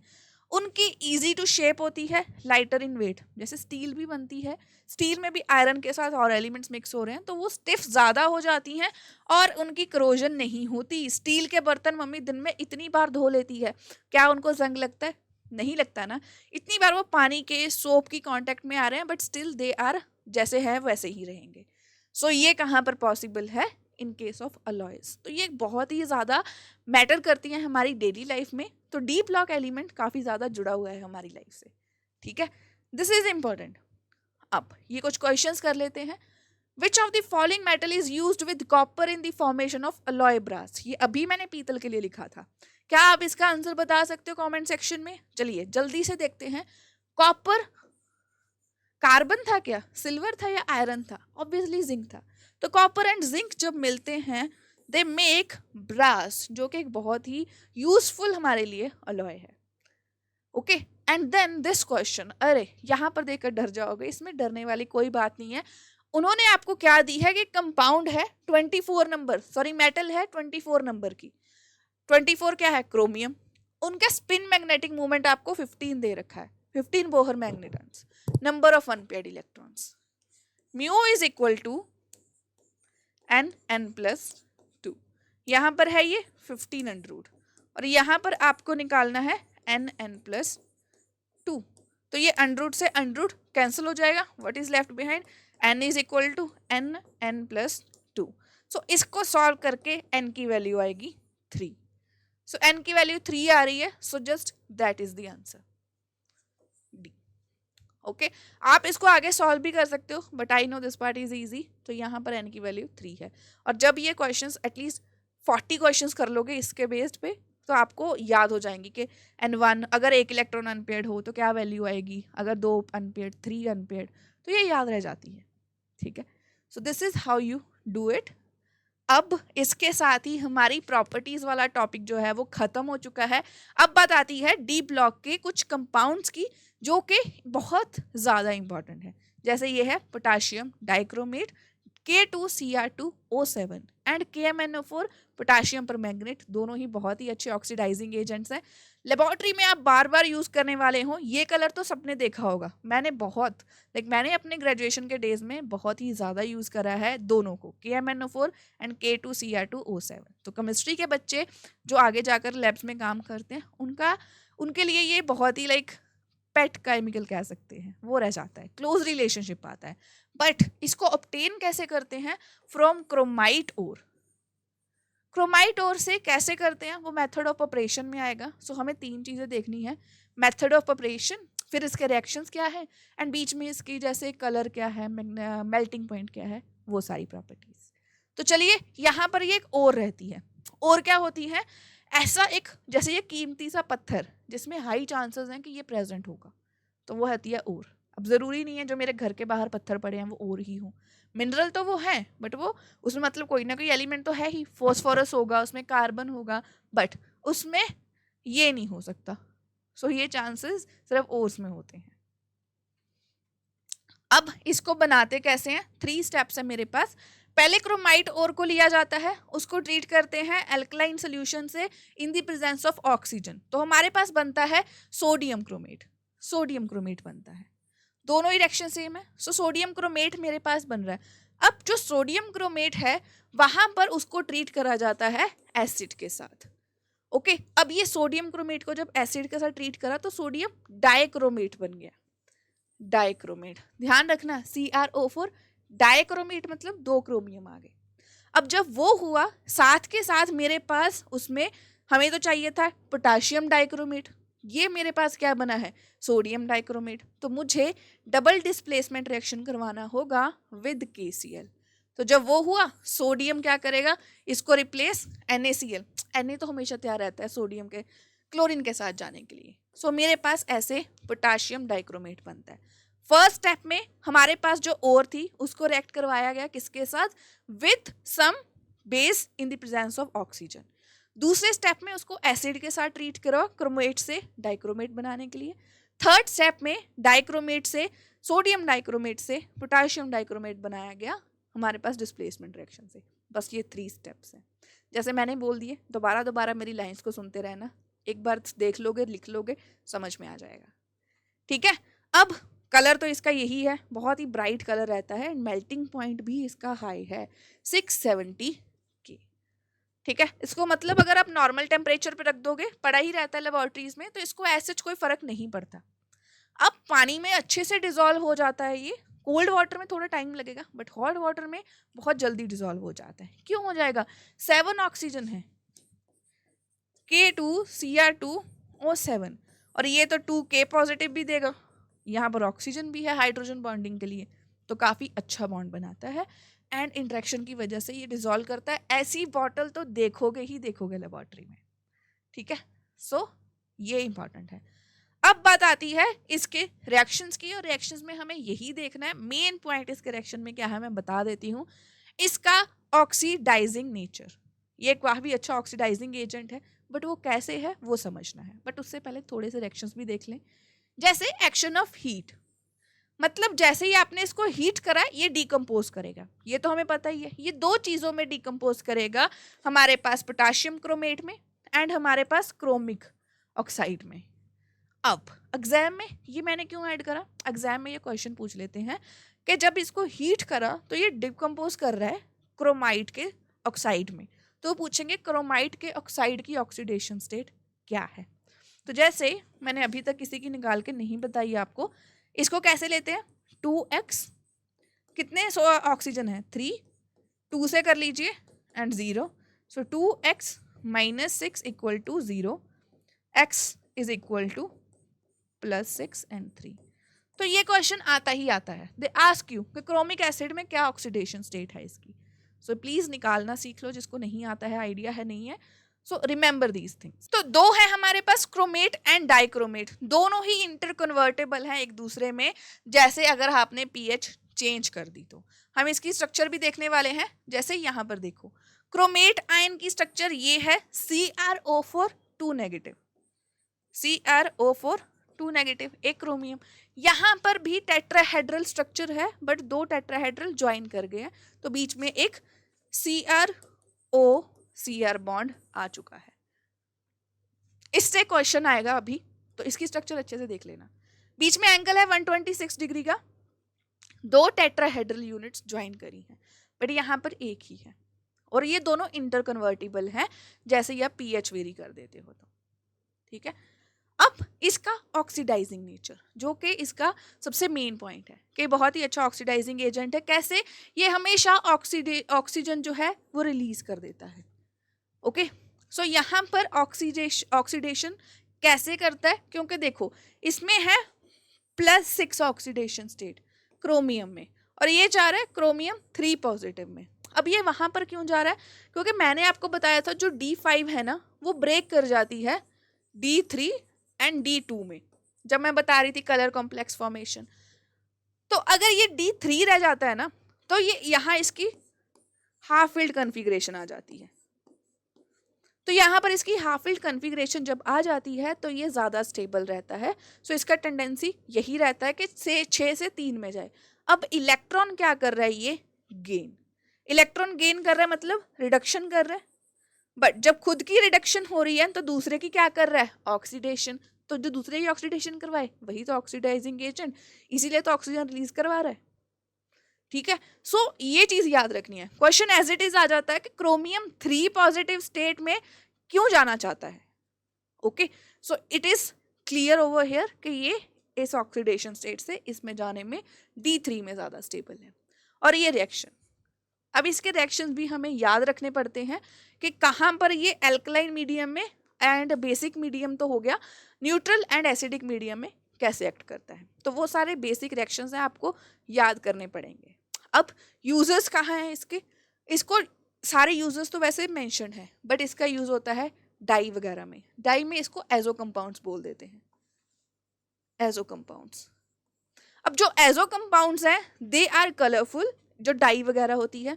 साथ के साथ इसको लेदर मेकिंग में भी यूज करते हैं। एंड जो फोटोग्राफिक फिल्म्स हैं वहाँ उसको हार्ड करने के लिए यूज होते हैं, फॉर हार्डनिंग जिलेटिन फिल्म। बाकी रिएक्शंस में तो बहुत ही ज़्यादा यूज होंगे, मैंने बता दिया था, जब खुद काम करोगे तो जान जाओगे। लेदर इंडस्ट्री में इसका काफ़ी ज़्यादा यूज है। ऑक्सीडाइजिंग एजेंट होने की वजह से बार बार यूज होगा रिएक्शंस में, एजोडाई में यूज होगा।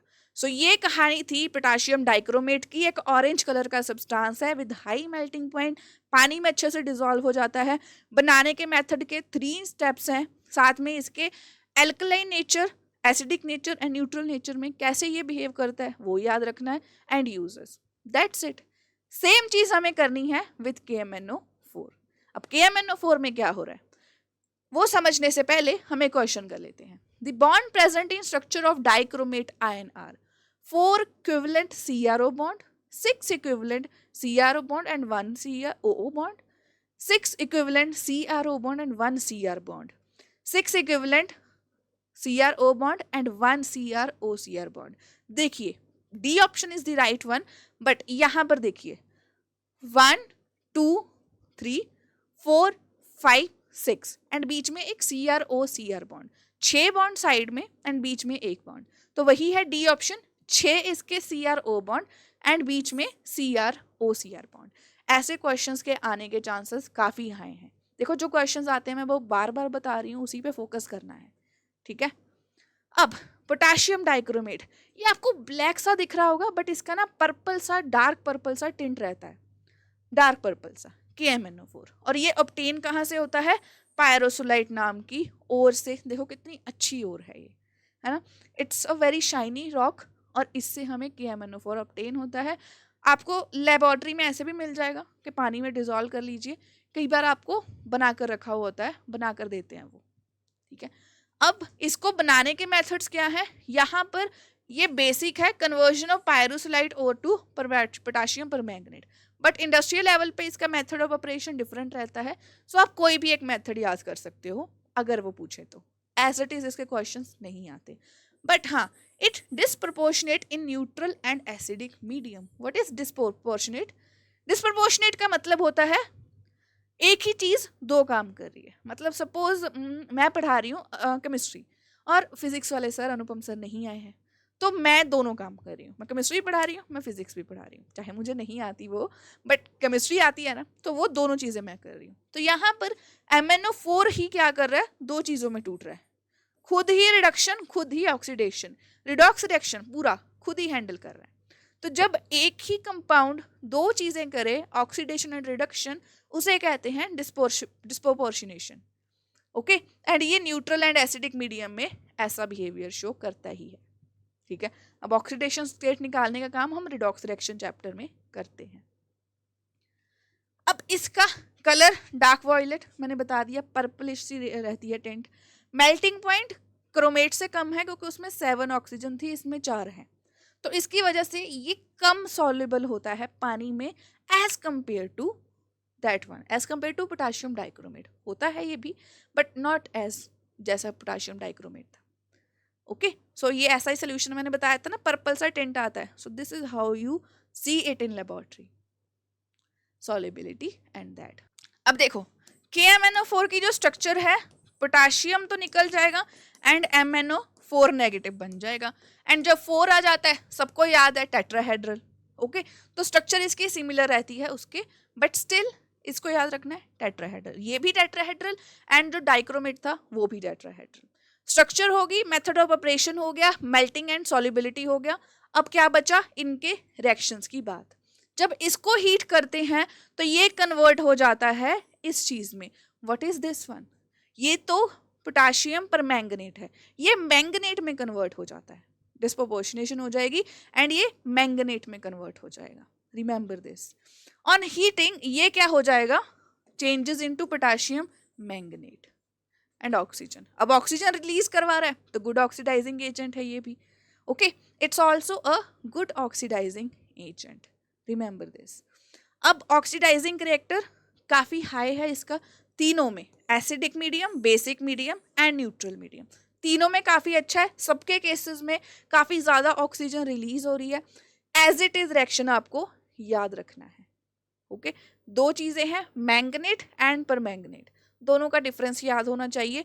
परमैंगनेट में क्या रहेगा एंड मैंगनेट में डिफरेंस क्या है, प्लीज़ बताइए मुझे कमेंट सेक्शन में। अभी मैंने दिखाया था, देखो यहाँ पर भी दिखाया और यहाँ पर भी। डन, तो ये रिएक्शन एज इट इज रटने पड़ेंगे, इसमें रिएक्शन को पढ़ के बताने का कोई फायदा नहीं है, बस इतना याद रखना है ऑक्सीडेशन स्टेट जो है वो रिडक्शन हो रही है एंड यहाँ पर ऑक्सीजन रिलीज हो रही है। ओके, एंड अब आती है बात इनके यूजेस की। तो यूजेस में इसका क्या है, सबसे ज्यादा इसका यूज होता है लेबोरेटरी में एज एन ऑक्सीडाइजिंग एजेंट, जैसे यहाँ पर मेंशन्ड है, at as a disinfectant as well, plus इसको bleaching as a bleaching agent भी यूज कर लेते हैं, जैसे वूल के लिए, कॉटन, सिल्क एंड अदर चीज़ों के लिए। कॉटन टेक्सटाइल इंडस्ट्री में यूज है इसका फॉर ब्लीचिंग, लेबोरेटरी में as a very good oxidising agent as well as a good disinfectant as well. ये तो ब्लीचिंग ही हो चुकी है, डीकलराइजेशन ऑफ ऑयल्स। तो ये थी K2Cr2O7 एंड KMnO4 की बातें, जो इस चैप्टर में डी ब्लॉक के मोस्ट इंपॉर्टेंट कंपाउंड्स थे। दोनों ही ऑक्सीडाइजिंग एजेंट हैं, दोनों की स्ट्रक्चर टेट्राहेड्रल है, दोनों ही ऑक्सीजन जो है रिलीज कर रहे हैं, साथ में इनके रिएक्शंस, मेथड ऑफ ऑपरेशन याद रखने हैं।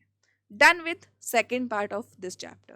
फर्स्ट पार्ट में क्या था, पूरा इसका डी ब्लॉक का इंट्रोडक्शन, उसकी properties, product trends. Second part में वी कवर्ड टू थिंग्स, दोनों के reactions of these most important compounds.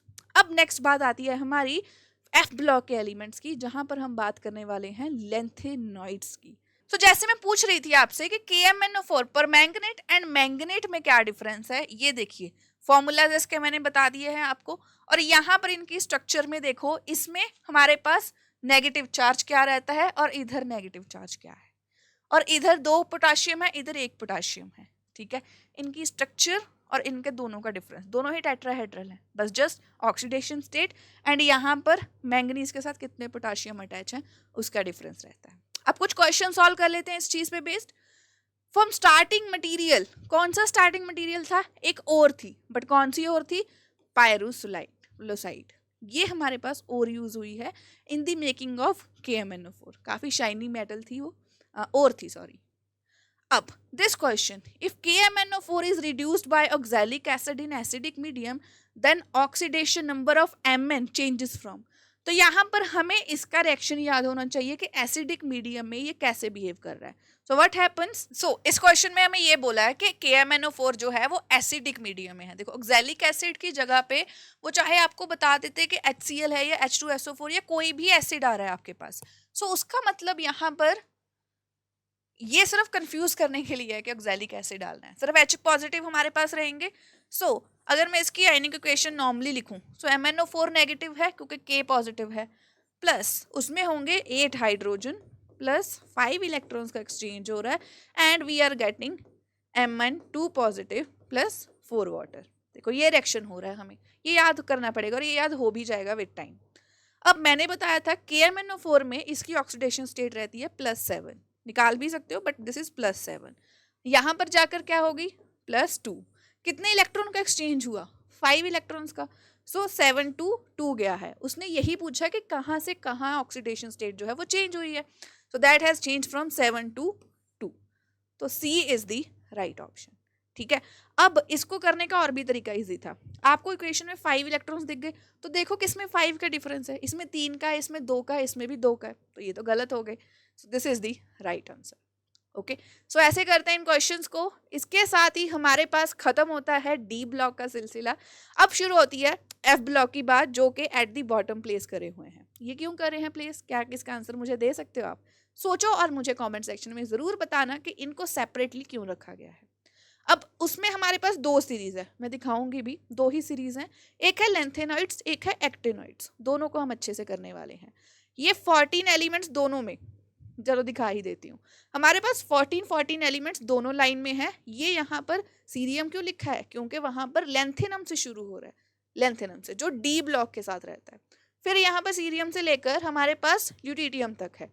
नीचे हमारे पास इससे लेकर, अब एक्टिनॉइड सीरीज जो है इसकी बात हम बाद में करेंगे, but let's talk about first lanthanoids.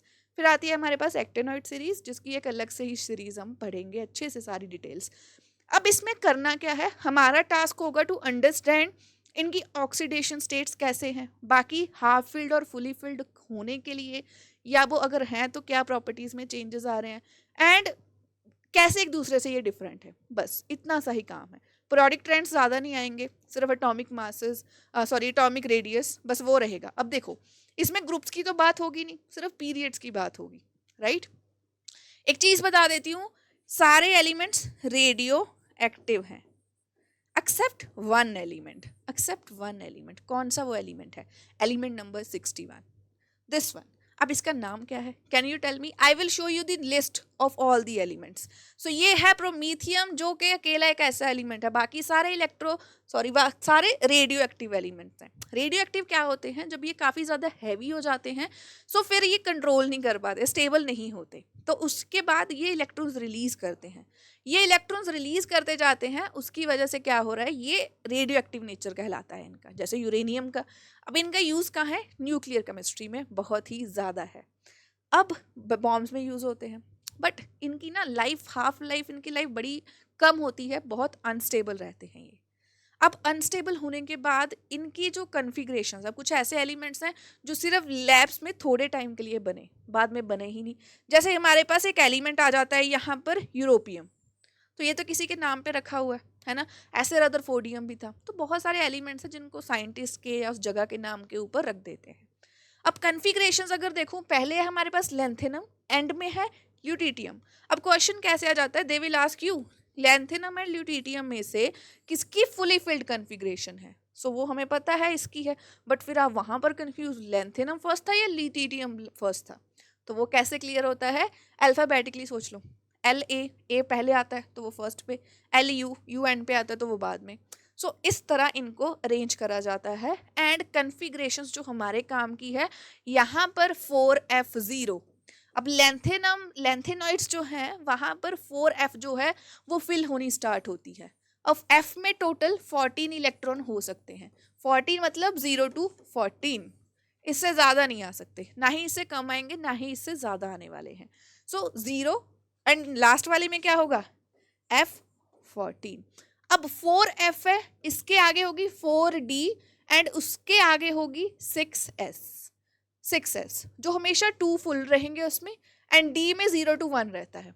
अब सबसे पहले 6 आउटर मोस्ट शेल, उसके बाद D दैट इज पेनल्टीमेट, अब उससे भी अंदर है 4F anti penultimate shell, we call it anti penultimate shell.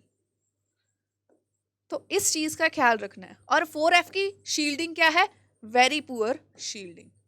तो ये मेन चीजें हैं जो इसके टॉपिक में काम आने वाली हैं, वो मैं बता रही हूँ। जैसे यहाँ पर एक एलिमेंट है, इन दो एलिमेंट्स को देखो 4f7 4f7, इसकी यूरोपियम की, ये इसकी हाफ फील्ड रहेगी, तो that is also important for us. तो इनकी half field and fully field की वजह से इनकी प्रॉपर्टीज डिफरेंट रहती हैं। ओके, अब बात आती है इनकी कंट्रैक्शंस की। आई told you about the configuration के क्या रहेगी 0 to 14। अब इनके एटॉमिक रेडियस कैसे इफेक्ट होते हैं, फर्स्ट ऑफ ऑल यहाँ पर देखो, ऐसे जा रहे हो तो पीरियड में जाते हैं, रेगुलर डिक्रीज होना चाहिए, बट यहाँ पर लेंथेनम से अगर मैं ल्यूटिटियम तक जा रही हूँ, सो वहाँ पर क्या हो रहा है, 4f शेल जो फिल हो रही है। अब इसकी तो बहुत ही पुअर शील्डिंग है, तो वो बचा ही नहीं पा रही, तो न्यूक्लियस जो इलेक्ट्रॉन बाहर पड़े हैं उनके साथ अच्छी इंटरेक्शन है, मतलब मैं हाथ कर रही हूँ, वो शील्डिंग है मेरी और आपके बीच में। अब वही शील्डिंग बिल्कुल पतली है, एक पतली सी, एक आई कैन से एक ट्रांसपेरेंट सा कर्टेन है बीच में, तो देख पा रहे हो।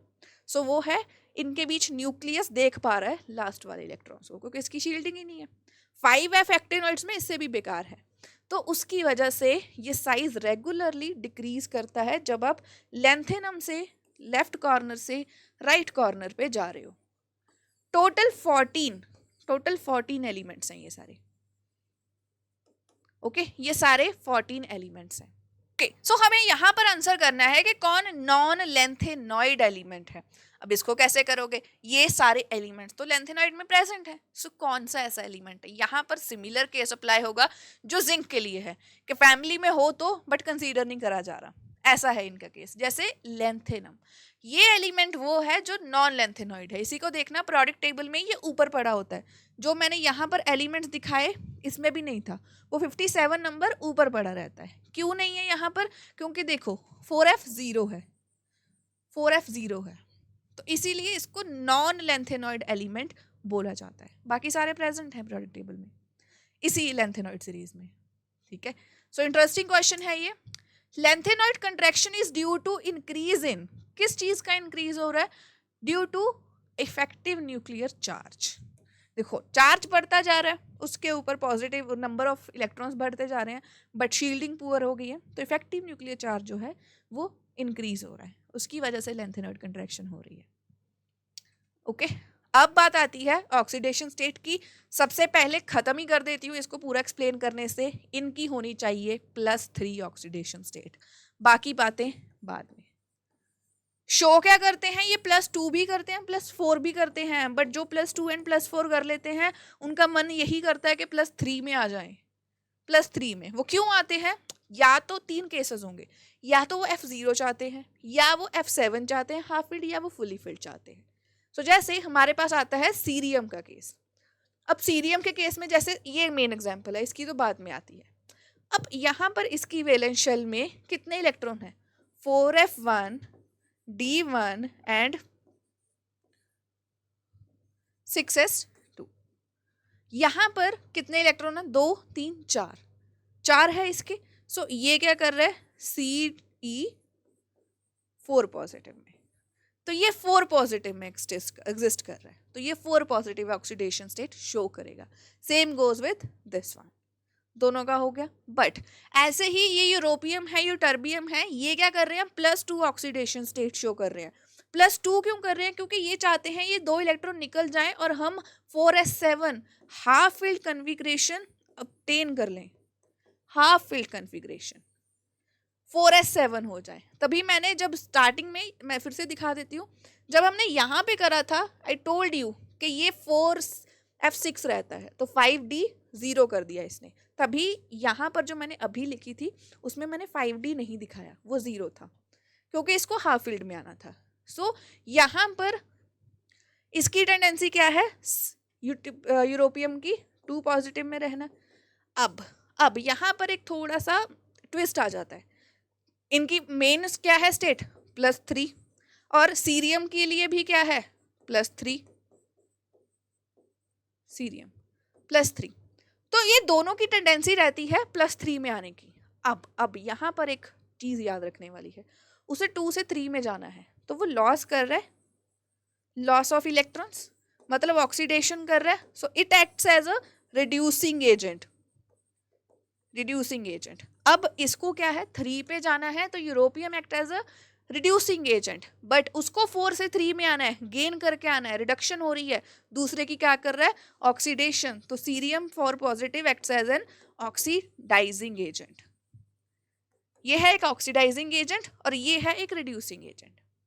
इस चीज का ख्याल रखना, क्वेश्चन इसी पे आते हैं, पक्का आते हैं क्वेश्चंस। बस इतनी सी बात थी ऑक्सीडेशन स्टेट पे। सीरियम एंड यूरोपियम का केस याद रखना है। Okay, now let's talk about their physical characteristics. काफ़ी सॉफ्ट मेटल्स हैं बट काफ़ी रिएक्टिव रहती हैं। टार्निश रैपिडली नियर, क्योंकि बहुत इजीली वो रिएक्ट करती हैं, सो दिस हैपन्स। बाकी इनके कलर्स रहते हैं, क्योंकि 4F 5D 6S, तो इतना ज़्यादा डिफरेंस नहीं रहता एंड पैरामैग्नेटिक रहते हैं मोस्टली, सिर्फ एक्सट्रीम को छोड़कर। ओके, ये इन चीज़ों को छोड़कर बाकी लैंथेनम, ल्यूटिटियम, अगर उनके एक पास आसपास के एक दो हैं बस वही डायमैग्नेटिक है, बाकी सारे पैरामैग्नेटिक हैं। हार्ड मेटल्स हैं but tarnish very easily, silvery and then good conductors, reactive हैं हर जगह पर। ये इनके फिजिकल कैरेक्टरिस्टिक्स हैं। केमिकल रिएक्शन की बात बता दूं, ये रिएक्शन करते हैं विद कार्बन, तो उसके साथ हाइड्रोजन गैस लिबरेट हो जाती है। बट ये जो क्वेश्चंस आते कभी भी नहीं आते, इसकी केमिकल प्रॉपर्टी से कभी रिएक्शन नहीं आता। So I am making it easy for you कि इस चीज़ को आप स्किप भी कर सकते हो। देखो, अगर समझाना हो, 3 पॉजिटिव स्टेट रखते हैं, जैसे लैंथेनम 3 पॉजिटिव, तो किसी हैलोजन के साथ कंबाइन करेंगे, क्या बनाएंगे, लैंथेनम 3 पॉजिटिव। किसी एसिड के साथ जब मेटल रिएक्ट करती है तो क्या करती है, हाइड्रोजन गैस रिलीज करती है, ये भी कर रहे हैं। ऐसे ही विद वाटर रिएक्ट कर रहे हैं तो फिर भी हाइड्रोजन गैस रिलीज हो रही है एंड ये एक हाइड्रोक्साइड बनाएंगे। क्या कौन सा बनाएंगे, सेम लाइक हैलोजन्स, बस उसकी जगह पर OH नेगेटिव आ जाएगा, सेम थिंग हो गई। अब यहाँ पर ये जो सल्फर के साथ या कार्बन के साथ रिएक्शन है वो भी सेम ऑक्सीडेशन स्टेट इनकी बैलेंस होनी चाहिए। जैसे लैंथेनम 3 पॉजिटिव है, ऑक्सीजन 2 नेगेटिव है, ऑब्वियसली मेरे पास क्या बनेगा क्रिस क्रॉस मेथड से, Ln2 एंड O के नीचे 3, सिंपल। ओके, नाइट्रोजन, अब नाइट्रोजन के साथ ऐसा कैसे बन रहा है, 3 नेगेटिव है, ये 3 पॉजिटिव है, तो सिंपल। कार्बन के साथ they do this reaction at very high temperature. इनके मेल्टिंग पॉइंट्स भी काफ़ी हाई रहते हैं, 1000+ रहते हैं, क्योंकि हैवी मेटल्स हैं, हैवी मेटल इंट्रैक्शन काफ़ी स्ट्रॉन्ग है, उसकी वजह से इनके काफ़ी ज़्यादा हाई मेल्टिंग पॉइंट्स होंगे, काफ़ी रिएक्टिव हैं। बट रिएक्शन इनके यही है और इनसे कभी क्वेश्चन नहीं आता है, सो रिलैक्स। जो क्वेश्चन आता है वो oxidation state, reducing and oxidising agents पे ही आएगा। इनकी कन्फिग्रेशन एज इट इज पूछ लेते हैं एग्जाम में कि हाँ इस एलिमेंट की कन्फिग्रेशन क्या है बताइए, सो उस चीज़ का ख्याल रखना। एंड यहाँ पर एक मिश मेटल आती है जिसके क्वेश्चंस एज इट इज पूछ लेते हैं कि क्या प्रेजेंट है इसमें। मिश मेटल में 95% तो हमारे पास रहेगा लेंथेनॉइड, कोई भी ले लेंगे, एंड साथ में कुछ ट्रेसेस रहते हैं इसके।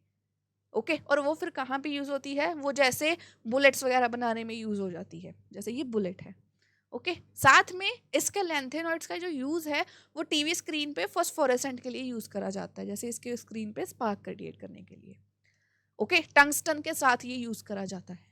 तो ये सारी एलिमेंट्स में misch metal is important. Okay, so this is the only important uses जो मैंने लिस्ट करे हैं, सारे बाकी इंपॉर्टेंट नहीं है। और वन शॉट का मतलब ही यही है, हमें फोकस करना है इंपॉर्टेंट टॉपिक पे, सब कवर करके जो फोकस है वो हमारा होना चाहिए उन चीज़ों पे जो क्वेश्चंस आ रहे हैं जिसमें से। तो कुछ क्वेश्चंस भी देखेंगे अभी हम। Which of the following lanthanide show +2 oxidation state beside characteristics of +3? क्या होना तो +3 चाहिए बट कौन +2 दिखा देता है, यूरोपियम। क्यों, क्योंकि इसको हाफ फील्ड चाहिए, और मैंने पढ़ाई भी तो एक ही चीज़ है अभी, क्योंकि यही इंपॉर्टेंट है। ओके, सीरियम जो है ये तो +4 शो करता है, एंड ल्यूटिटियम +3, और हो भी HO। Which of the following oxidation state is most common among lanthanoids? कौन सी कॉमन है, +3, और यहाँ पर 3 ही याद रखना है, 2 4 कभी भी नहीं होगी। तो ये लेंथेनॉइड की प्रॉपर्टी है। क्यों बोली, क्योंकि ऑक्टेनॉइड्स में ये चेंज होने वाला है। ओके, सो अब कॉम्पोजिशन ऑफ मिश मेटल, ये क्वेश्चन मैं आपके लिए छोड़ रही हूँ, ये मैंने अभी करवाया था। मिश मेटल की कितनी परसेंटेज रहेगी, it's clearly written over there, and साथ में किस चीज़ के ट्रेसेस ले रहे हैं उस चीज़ का ख्याल रखना। So answer it in the comment section के मिश मेटल क्या है। डन। सो ये थे हमारे लेंथेनॉइड्स, इतना कुछ था भी नहीं। अब जो लेंथेनॉइड में यूरेनियम है वो ज़्यादा इंपॉर्टेंट है क्योंकि वही यूज़ होता है बार बार रेडियो एक्टिव रिएक्शंस में, न्यूक्लियर केमिस्ट्री में, बॉम्ब्स वगैरह बनाने में। अब एक्टिनॉइड्स क्या हैं? एक्टिनॉइड्स की केमिस्ट्री थोड़ी सी कॉम्प्लेक्स हो जाती है, इसके कुछ करेक्टरिस्टिक्स तो पता ही नहीं है अभी तक, क्योंकि ये जो एलिमेंट्स बनते हैं वो मैन मेड एलिमेंट्स भी ज़्यादा रहते हैं और वो काफ़ी कम टाइम के लिए बने हैं या उनकी हाफ लाइफ काफ़ी कम है। तो उस टाइम पे जब बन ही वो बहुत शॉर्ट पीरियड ऑफ टाइम के लिए रहे तो हमारे लिए पॉसिबल नहीं हो पाता कि हम उनकी सारी प्रॉपर्टीज को स्टडी कर पाए। ओके, अब यहाँ पर ये एलिमेंट है यहां से लेकर ल्यूरेंशियम तक, Lr तक 14 एलिमेंट्स है मेरे पास ये। ओके, सो इसमें आता है यूरेनियम यहाँ पर, आई टोल्ड यू। तो यूरेनियम का 92 नंबर है, इसी में आता है। इसके अलावा नेपच्यूनियम, प्लूटोनियम, अमेरिकियम, ये सारे, मैरी क्यूरी के नाम पे क्यूरियम भी आ जाता है यहाँ पर। सो इस चीज़ का ख्याल रखना। और इनकी कन्फिग्रेशन क्या रहेगी, वहाँ पर 4f था, यहाँ पर 5f है, 5f हो जाएगा, इससे एक नंबर ऊपर जाएगा 6d एंड देन 7s। तो ये 2d हमेशा 0 से 1 एंड ये 1 to 14। ओके, सो ये इनकी रहेगी। अगेन एंटी पेनल्टीमेट शेल जो है वो फिल हो रही है यहाँ पर। अब यहाँ पर एक्टिनियम से लेकर ल्यूरेंशियम तक सबकी कन्फिग्रेशन अगेन दे दी है, प्लस साथ में एटॉमिक नंबर एंड सिंबल्स देख लेना। जैसे TH is for thorium, I guess that's is something you can remember. Uranium जो है दैट इज हैविंग 92 नंबर, दैट इज इंपॉर्टेंट। और इसके अलावा देखिए आइंस्टाइनियम भी है, साइंटिस्ट के नाम पर नाम रखा है। मेंडेलिवियम, मेंडेलिवियम क्यों रखा, क्योंकि पीरियोडिक टेबल के फादर थे वो। ऐसे ही नोबेलियम। सो ये सारे नाम जो हैं ये साइंटिस्ट एंड उनकी रिसर्च को ग्रेटिट्यूड शो करने के लिए रखे गए हैं। फिर से इनके कॉर्नर वाले एलिमेंट्स और जो बिल्कुल सेंटर पे है उनका नाम याद रख लेना। अब इनकी प्रॉपर्टीज क्या है, आयनिक साइज इसमें भी होती है एक्टिनॉइड कंट्रैक्शन। एक्टिनॉइड कंट्रैक्शन क्या है, यहाँ पर 5f, अब 4f का तो पुअर था, 5f उससे भी एक कदम आगे है, तो अब इसकी बहुत ज़्यादा शील्डिंग खराब है, 4f से भी खराब है। सो अब डिक्रीज होता है रेगुलर बहुत इजीली। वहाँ पर जब हम एक्टिनियम से जाते हैं लोरेंशियम तक, न्यूक्लियस देखो दोबारा से आयनिक एंड एटॉमिक साइज का समझा देती हूँ।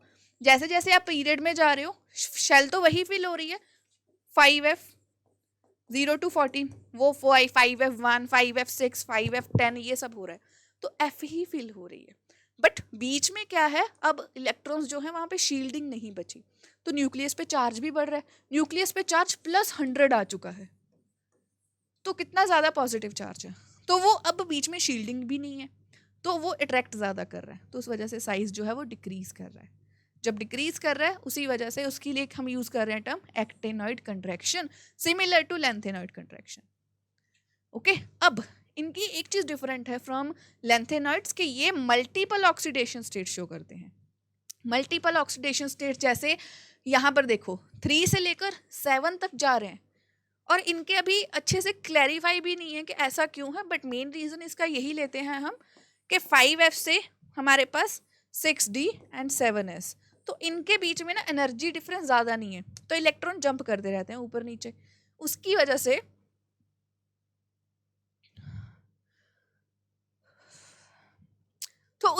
से यहाँ पर जो है इनका जंप होना काफ़ी इजी रहता है, तो ये काफ़ी ऑक्सीडेशन स्टेट शो करते हैं। और यहाँ पर इलेक्ट्रॉन्स ये कंपाउंड्स बनाने में भी काफ़ी इंटरेस्टेड रहते हैं, इनके भी रिएक्शंस हम देखेंगे। ये ऑक्सीडेशन स्टेट करते हैं ये सारी शो, बट इनकी फेवरेट भी क्या है, +3। और ये क्यों है, क्योंकि energy levels are of comparable energies as I just explained. Okay, and then इनकी फिजिकल प्रॉपर्टीज में कि सिल्वरी है, बट चांसेस है कि कलर भी हो सकते हैं, एंड ये भी टार्निश कर जाते हैं क्योंकि रिएक्टिव बहुत ज़्यादा है, टार्निश करेंगे ही, but mostly it looks like this. And they are mostly paramagnetic, paramagnetic मतलब अनपेयर्ड इलेक्ट्रॉन्स रहते हैं एंड मैग्नेटिक बिहेवियर शो करेंगे। ये सिर्फ फिजिकल प्रॉपर्टीज है, कभी कोई क्वेश्चन नहीं पूछता इनसे। Same goes with that. अब यहाँ पर ये जो रिएक्शन कर रहे हैं ये नाइट्रिक एसिड के साथ कोई रिएक्शन नहीं दे रहे। लेंथेनॉइड्स जो थे वो दे रहे थे नाइट्रिक एसिड, वो एसिड्स के साथ रिएक्शन, बट ये नहीं दे रहे क्योंकि ऑक्साइडिक प्रोटेक्टिव लेयर बना लेता है, तो फिर ये रिएक्शन नहीं होता। बाकी सारे रिएक्शंस सेम, एक्टिनॉइड्स साथ में हाइड्रोजन गैस रिलीज करेंगे एंड एक हैलोजन के साथ कंपाउंड बना लेंगे, same goes with oxygen, but यहाँ पर अब O8 आ रहा है यहाँ पर, एंड क्योंकि ये वेरियस ऑक्सीडेशन स्टेट करते हैं तो हेलोजन्स के साथ अब X4 आ चुका है एंड ANH3 विद हाइड्रोजन।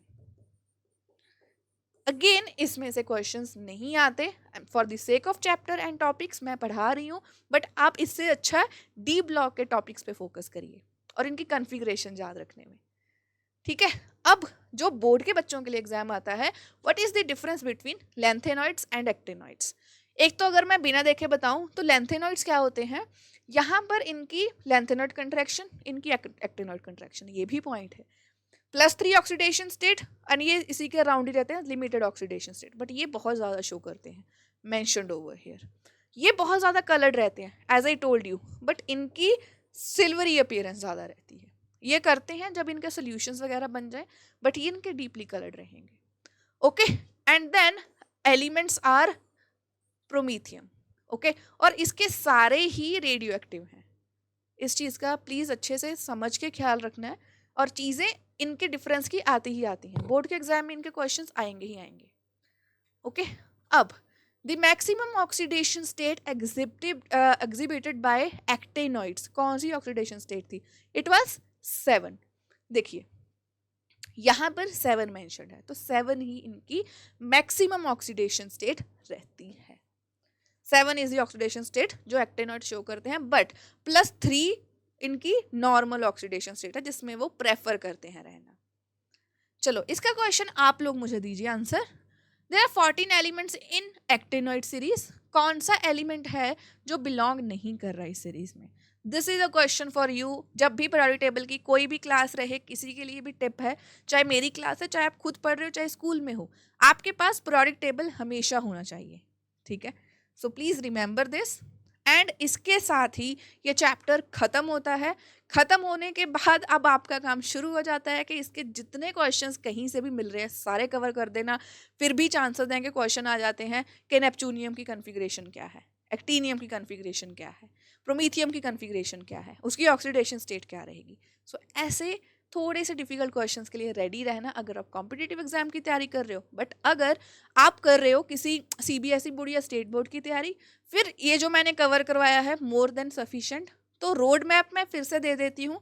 पूरे चैप्टर में D ब्लॉक था, F ब्लॉक था, दोनों की इंट्रोडक्शन हमने करी कि क्या कन्फिग्रेशन है, पीरियोडिक टेबल में कहाँ पे इनकी पोजीशन है, कितने एलिमेंट्स हैं, कितनी सीरीज, कितने पीरियड्स हैं, है ना, और ग्रुप्स हैं, ये सब हो गया। उसके बाद हमने करे इनके प्रोडक्ट ट्रेंड्स की बात कि अच्छा ये एटॉमिक रेडियस, ऑक्सीडेशन स्टेट, ये ट्रेंड्स फॉलो कर रहे हैं, और प्रॉपर्टी स्पेशल जैसे लेंथेनॉइड कंट्रैक्शन हमने करी है। या इसके बाद प्रॉपर्टीज इनकी आती हैं मेनली जो हमने D ब्लॉक में करी हैं, कलर्ड कॉम्प्लेक्स बनाते हैं एंड वो कॉम्प्लेक्स मॉलिक्यूल्स बनाते हैं, coordination compounds, alloy formation and catalytic activities. D block में ये सब था। एंड फिर F ब्लॉक में क्या आता है हमारे पास, इनकी ऑक्सीडेशन स्टेट्स और ये ऑक्सीडाइजिंग एंड रिड्यूसिंग एजेंट्स कब बनते हैं, वो सब हो गया। एक चीज़ पोटाशियम डाइक्रोमेट एंड KMnO4 दोनों के रिएक्शंस आएंगे, वो हम कर सकते हैं रिडॉक्स रिएक्शन में भी कवर। बट ये पूरा D ब्लॉक है, इसके साथ ही ये चैप्टर का टॉपिक खत्म होता है। प्लीज़ सॉल्व करना, जितने क्वेश्चंस आपके पास हो पाएंगे उतने ही क्वेश्चंस करना। So please do one thing कि जितने क्वेश्चंस आप कर सकते हो ट्राई करो, मैक्सिमम कवर हो जाए। NCERT से पढ़ के उसके बाद हायर बुक्स पे शिफ्ट करना। But that's all for today. ऐसे ही और 1 shot videos and interesting series के लिए चैनल को सब्सक्राइब कर लीजिए। बट आज के लिए बस इतना ही। Thank you so much for watching. Bye bye.